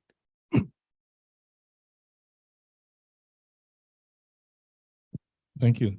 Thank you for all those questions. We have several questions. I think some are directed to Dean Sonobe. Maybe you want to take the answers first.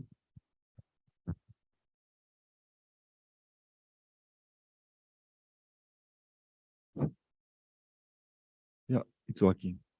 Yeah, thank you very much for the question about the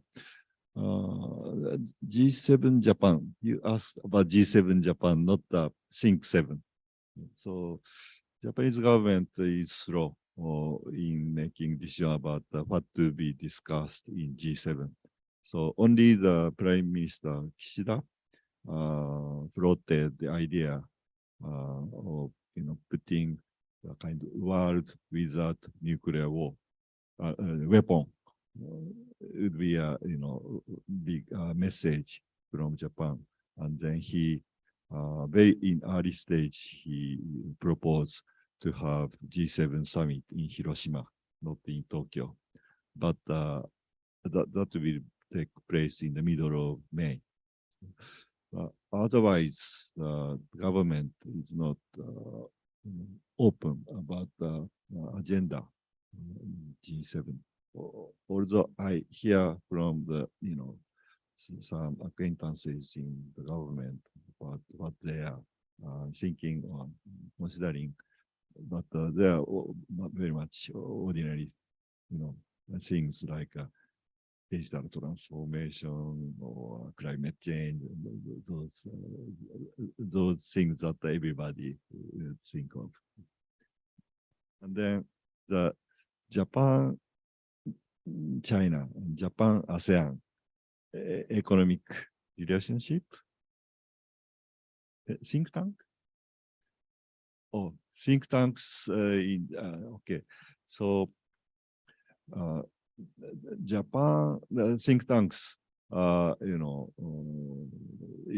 think the presence of the think tank in the policy making in Japan is much kind of low, much lower compared with the Western Europe, so or India, where the think tanks have lots of influence on government decision making.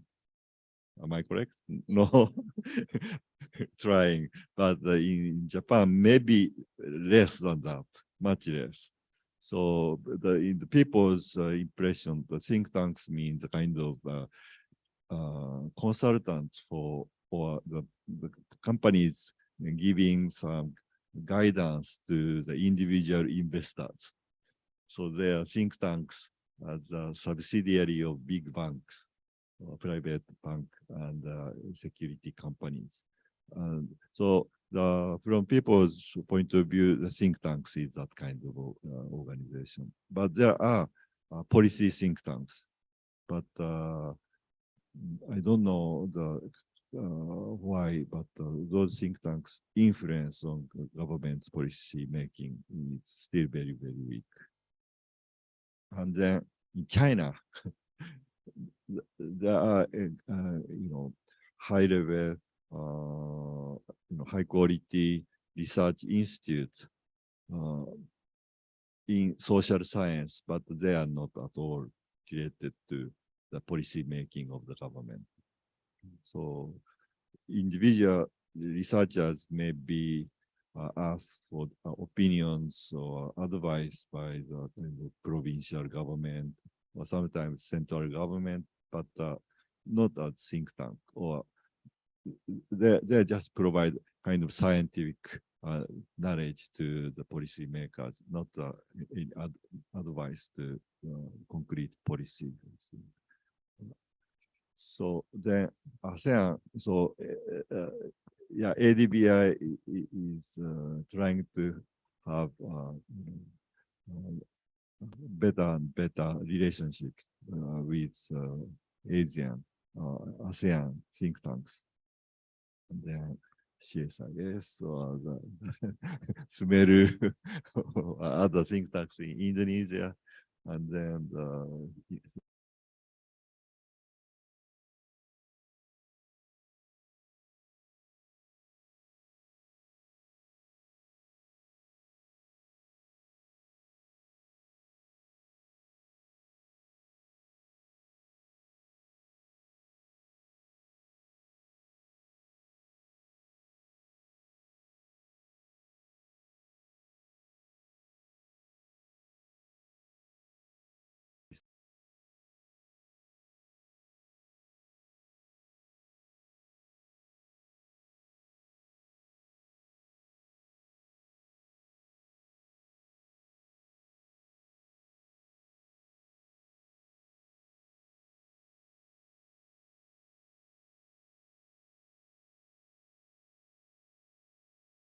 I think it's necessary. So I think this neutrality you're trying to, and also out of geography, right? As you pointed out, some of those countries, members of G20, Indonesia, but also India, even South Africa, out of different reasons. And they, of course, have different perspectives, as I said earlier. So I think this neutrality or ways, pragmatic ways of coping with those big neighbors or also with different stakeholders is very essential in a reform of the system, right? So the G7 might have one more unified opinion, but I think it's important to keep everyone on the table, and with this neutral middle power efforts to kind of have a more balanced and more, cooperative way, also with the very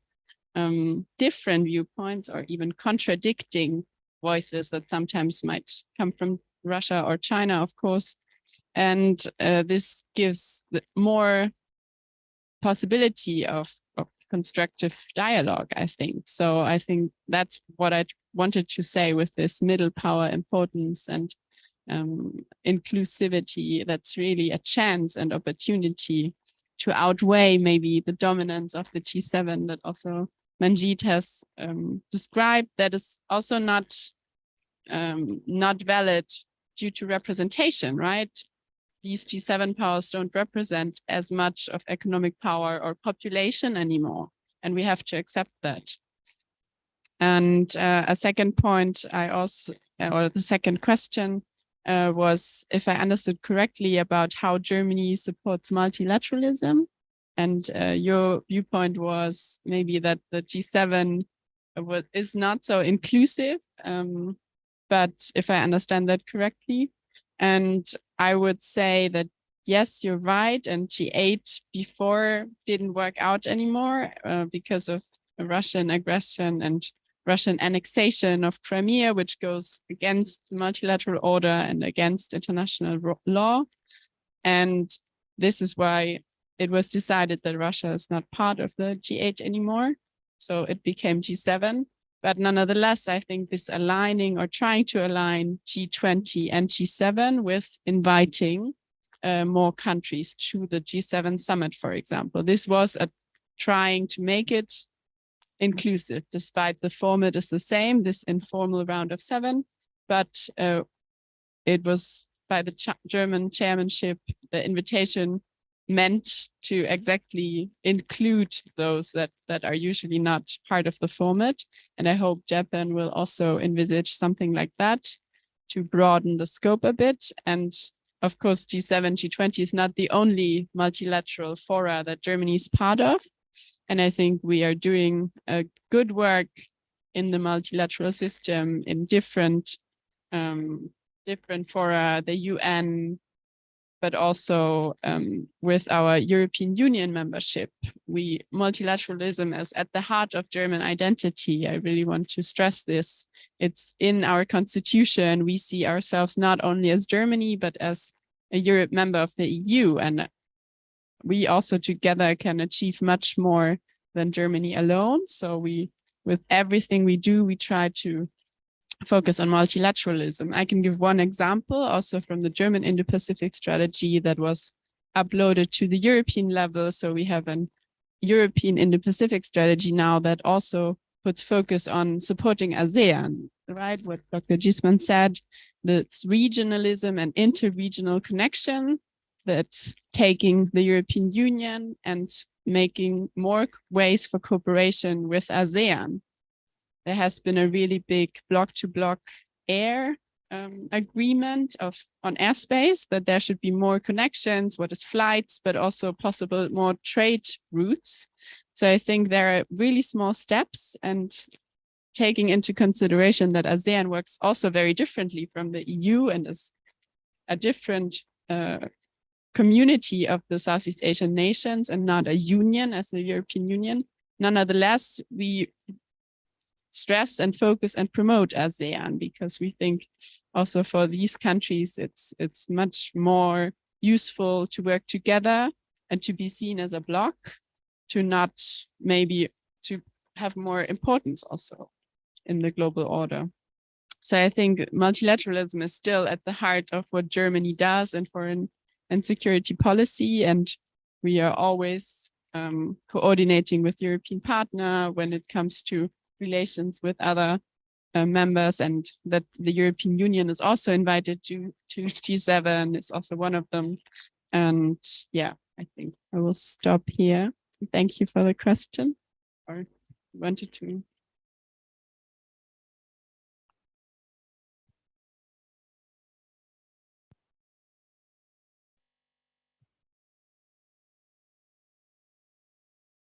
Thank you. Get a microphone. Isabel, I just want to compare Germans and, Canada, because Prime Minister Justin, Trudeau, when they are in the G20, and, Canada is not part of the RCEP, but Germany is part of the European Union, right? So they are kind of behind the US, right? How is German different from Canada when it comes to the Indo-Pacific security, or whether they have the same voice, because it's the Indo-Pacific is part of the security from the Democrat, Obama, right? So whether they just follow what the US say, or whether they are going to lead different way in the Indo-Pacific. But when it comes to multilateralism, is Asia may be thinking about more into trading instead of all this, as Professor Manjeet says, all about, in India, it's like even the grain when in India in 1930s, they bring into UK. So, the poverty is still, Thank you.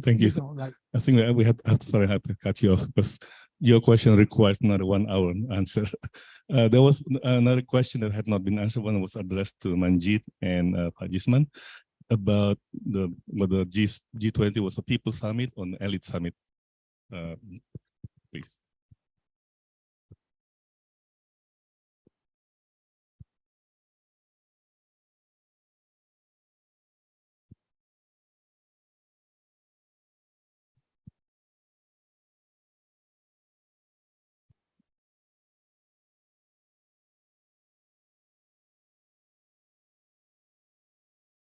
Is that good? Yeah.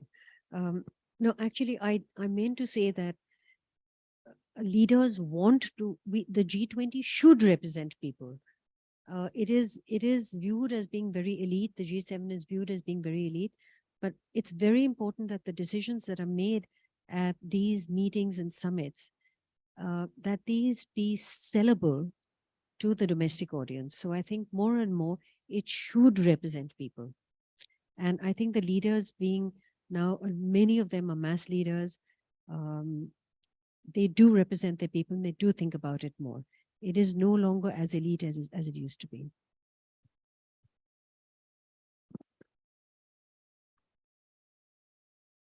There is this hypothesized dichotomy, G20 elite versus G20 people. My suggestion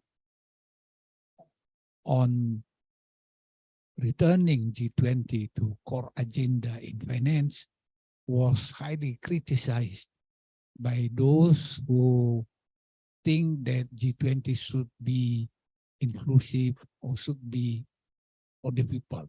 They say it should be people first, then finance, not the other way around. But I think being leaders summit, it has to be inclusive. And it's not only for the people of G20. G20 is meant to serve the world. But of course, the governments of 20 can serve, I would say, as catalyst. How to catalyze that second policy setting, second policy initiatives are adopted, not only within G20 countries, but around the world. That's difficult, I know, because G20 does not have that mechanism. So in our communique T20, we emphasize that leaders should agree on concerted initiatives, concerted policy initiatives. And this policy is expected to be implemented by individual G20 countries and perhaps also to the rest of the world. I'm not saying that G20 is not needed anymore. It's very much needed. That's the only institution of global scale that allows leaders to meet every year. We don't have any other institution that does that. But my point is that for many issues, we have COP, Conference of the Parties. We have COP27 just finished in Egypt. We have it for other issues also. The question now is, how do we catalyze the agreements reached within these various international fora? How do we catalyze? It is translated, transmission into policy making. Thank you. I think we have time just for one more question. There was one hand there, and then I think you also raise your hand. So the lady first, and then please keep your question short because we are running out of time. Thank you. Check. Thank you. My name is Yesiriana from Universitas Kristen Indonesia. So my question is addressed to Ms. Weininger. So in regards to the middle power, so this year there was a pressure towards President Jokowi not to extend invitation to Russia in regards to the war in Ukraine. In your opinion, should Western middle powers such as Germany take a more proactive role in easing the tension in that they should reprimand the actor to remember that G20 should be inclusive, hence should extend invitation to all members, even to a belligerent nation such as Russia, or is alienation a right form of sanction? And that's the first one. The second one, if I may, is there anything worth noting from what the Chancellor Scholz did this year? Sorry, we only have So one. Thank you so much. the gentleman from. Thank you. Thank you. My name is Victor. My question direct to all speakers. In terms of all levels on our mighty and immediate neighbor, China, but still I see some countries like our ruling government, Indonesia, still are still in debt to build infrastructure in the country. Likewise, we condemned the aggression of Russia in Ukraine, but still some countries like India takes side to Russia, and Germany suffered a lot in the winter because of cut off the gas from Russia. But rather than demonizing China, let us do something with our organization like G7 or G20 and UN. What's your question? My question is, what are you all speaker opinion on this? The first one was addressed to Isabel, but the middle power role.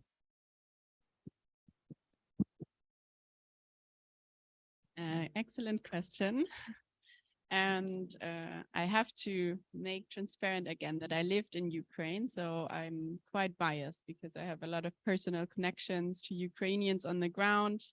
And this is very dear to my heart, of course, that the war ends. And in my opinion, I totally agree with Dennis that Russia is the only responsible, right? It was an unwanted unilateral war that is unnecessary and leads to a lot of really horrible situations.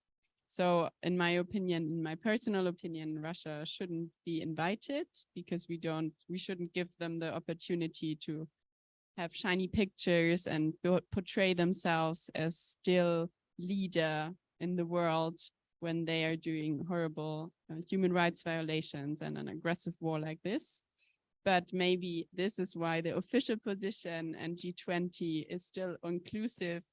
And on a professional level, I would say, of course, they should still be invited, but maybe you can differentiate between working level invitations and the leader invitations. But as I said before, I might be a bit biased here, and I still stand for my call for inclusivity of the G20, but my personal opinion might be a bit different. And I think you can see from the German government that also proclaims the value-based foreign policy. This is such a breach of values and international law and peaceful order in Europe, what Russia has been doing, that they might also not want to invite Russia. But so it's a good thing that, again, middle powers are heading the G20 the next few years. So, and they might have a different perspective, right? And still invite everyone. And I think the other questions, please.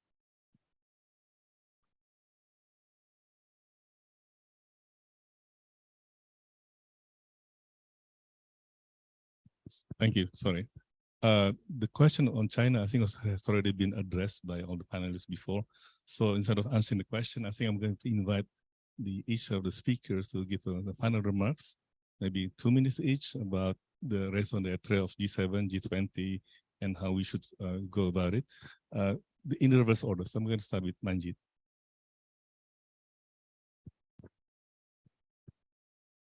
Well, I think just to sum up, there are new rules that are necessary to be written, and they all have to be written together.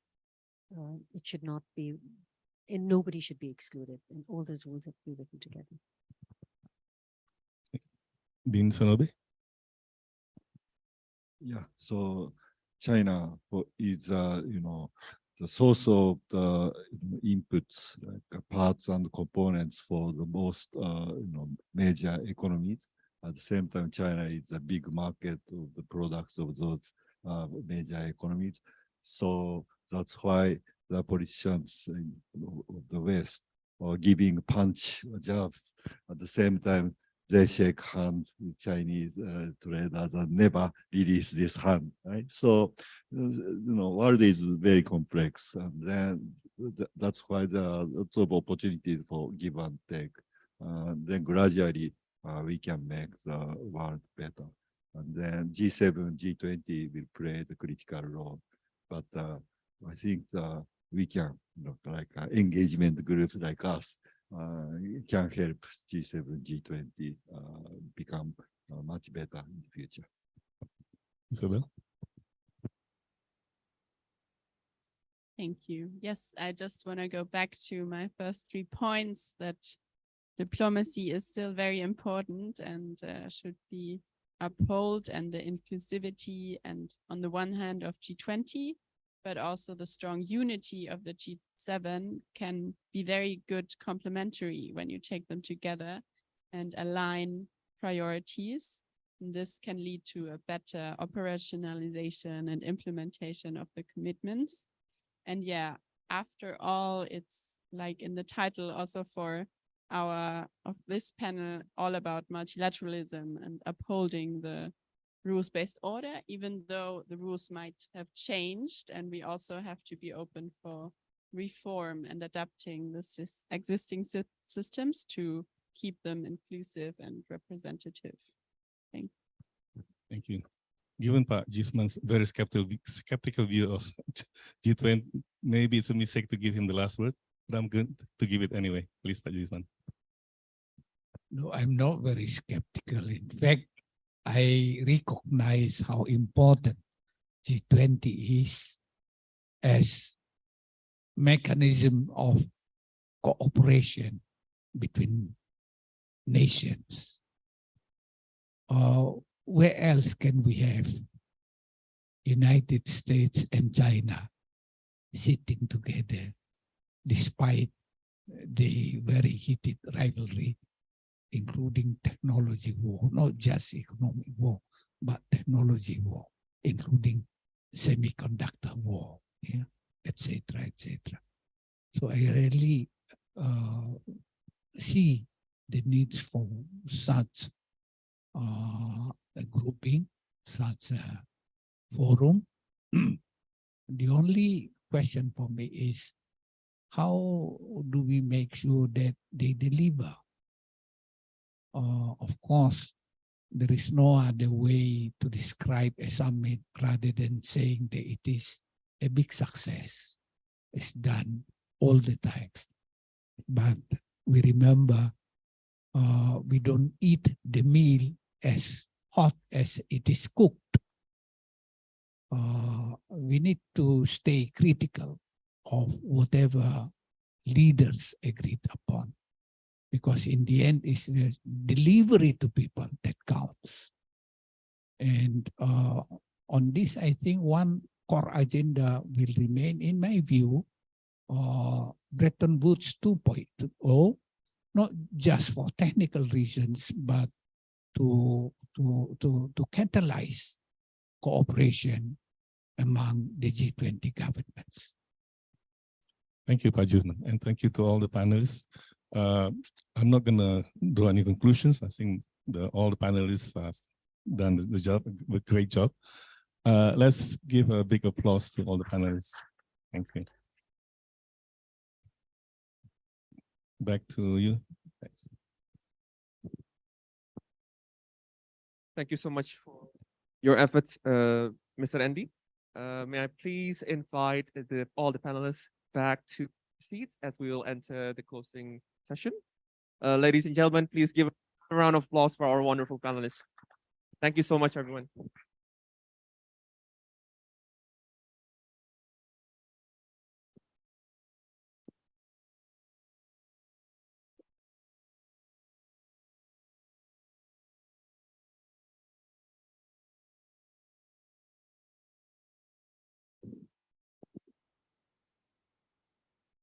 Excellencies, ladies and gentlemen, we have come to the end of the two-day dialogue.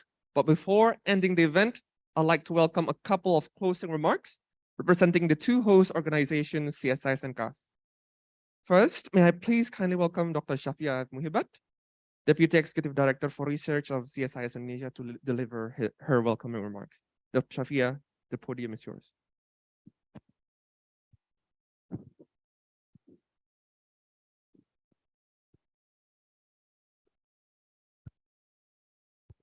Distinguished guests, participants, speakers, ladies and gentlemen. So we have come to almost come to the end of our event. It has been a very fruitful 1.5 days indeed. One of the background of why we chose the topic of this dialogue this year, working together with the Konrad-Adenauer Foundation, of course, because this year has been a challenging one for both Indonesia and Germany, as respectively presidents of G20 and G7, in a world still recovering from crisis caused by the pandemic. The impacts of the war in Ukraine have brought unprecedented challenges and multidimensional crisis across the global communities. So we view that these global developments have called into question the future of both forums, the G20 and G7. Noting also the potential gaps of aspirations and expectations between them, which we have been discussing since yesterday. It is under this dynamic that the 6th Konrad-Adenauer Foundation, CSIS Germany-Indonesia Strategic Dialogue, organized this year, sought to pick up its theme. Since yesterday, we have discussed indeed many things. Some key deliverables and results of this year's G20 summit was one of the issues that took up a lot of interest. And from the sessions, I do see that there is still a high expectation and hope towards the two forums. Yes, criticisms exist. We were asking what other alternatives there were, but still high expectation for the two forums to continue to contribute to the spirit of collaboration and cooperation. We mentioned yesterday about inclusivity as well.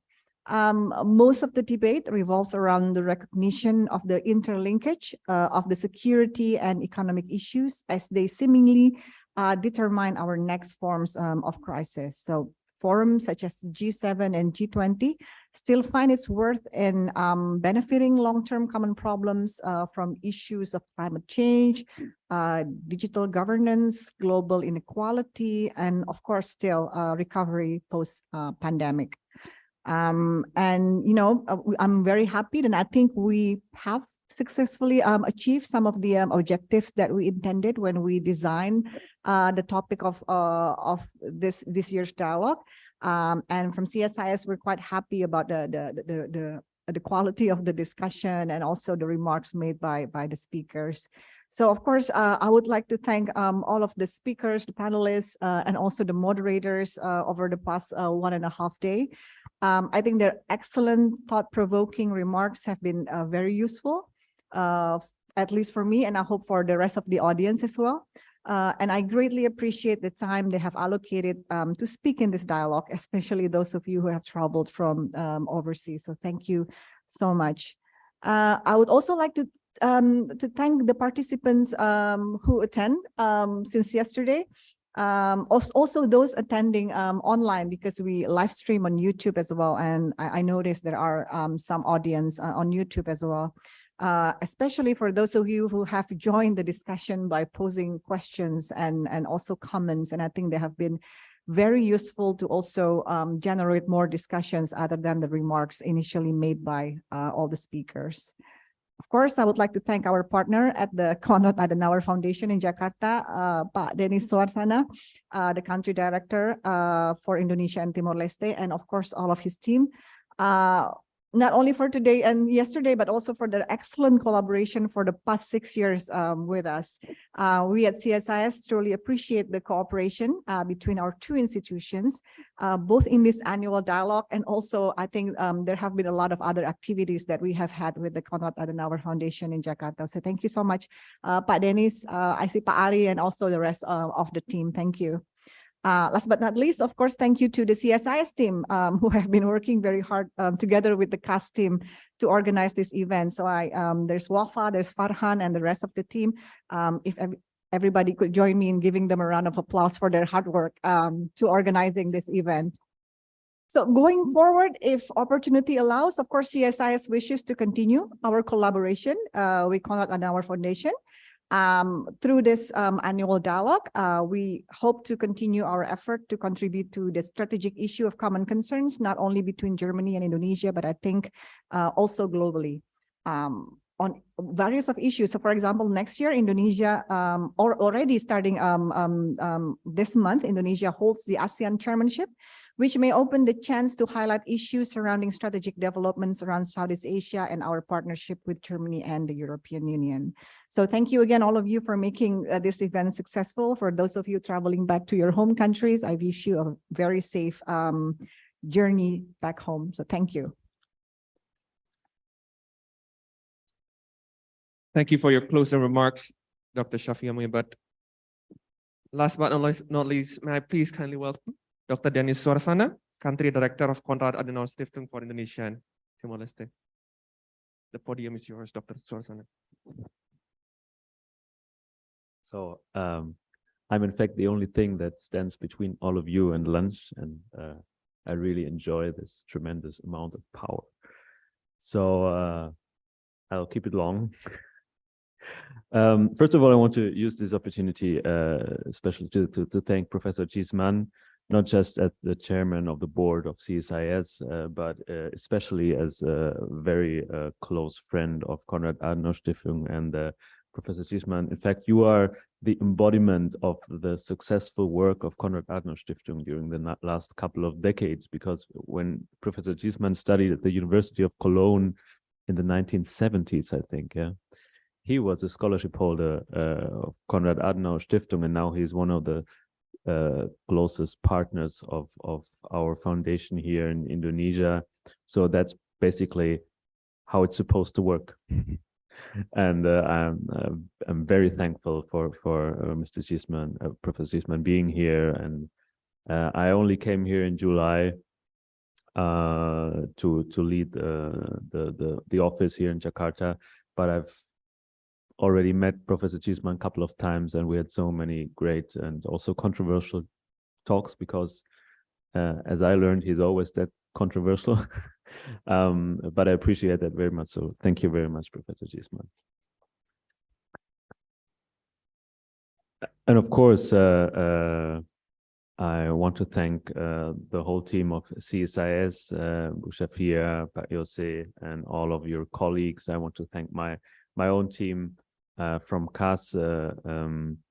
It's been a huge amount of work, I think, and it's been also very challenging to bring all of the different speakers from all the different corners of the world to come here and have the discussion. And I'm very happy that we chose this topic, aligning aspirations and expectations, the future of G7 and G20 relations, because in Indonesia in the last 12 months, G20 has been everywhere.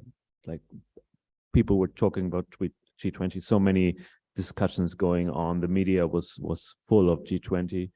But yesterday, one of the participants here came up to me and told me that she never encountered this topic. What about the future of G7 and G20 relations? So I'm very happy that we found a niche. We found the one topic that has not yet been discussed in Indonesia this year surrounding G20. So I hope you've learned as much as I did during the last couple of days. I agree with you. The quality of the discussions, the quality of the panels was very high. It was going very deep into the different topics. So for that, I would like to thank all of the speakers and the moderators. It's been a great two days of discussions, and I hope we all keep in contact, and maybe the one or two cooperations will also come out of this event for Konrad-Adenauer-Stiftung and some of the organizations that are present here. So thank you all here in the room and online for your interest. And well, now I think it's time for lunch, if I'm not mistaken. And I hope to see you all again next year for the 7th KAS-CSIS German-Indonesian Strategic Dialogue. And I'm very much looking forward to that. Thank you very much. Thank you so much, Dr. Suarsana, for your closing remarks. Excellencies, ladies and gentlemen, we have finally come to the end of our two-day dialogue. On behalf of CSIS and KAS, I'd like to thank all the speakers and moderators for their insightful discussions and engaging presentations. Likewise, we would also like to convey deepest gratitude and appreciation towards the attending participants, those here offline as well as those live streaming online. We hope to see you all again soon. For those living in Jakarta, we wish you safe travels back home. We have served you lunch just outside. So with that, thank you so much and have a good day. I hereby close our 2022 6th KAS-CSIS Germany-Indonesia Strategic Dialogue. Thank you and bye-bye.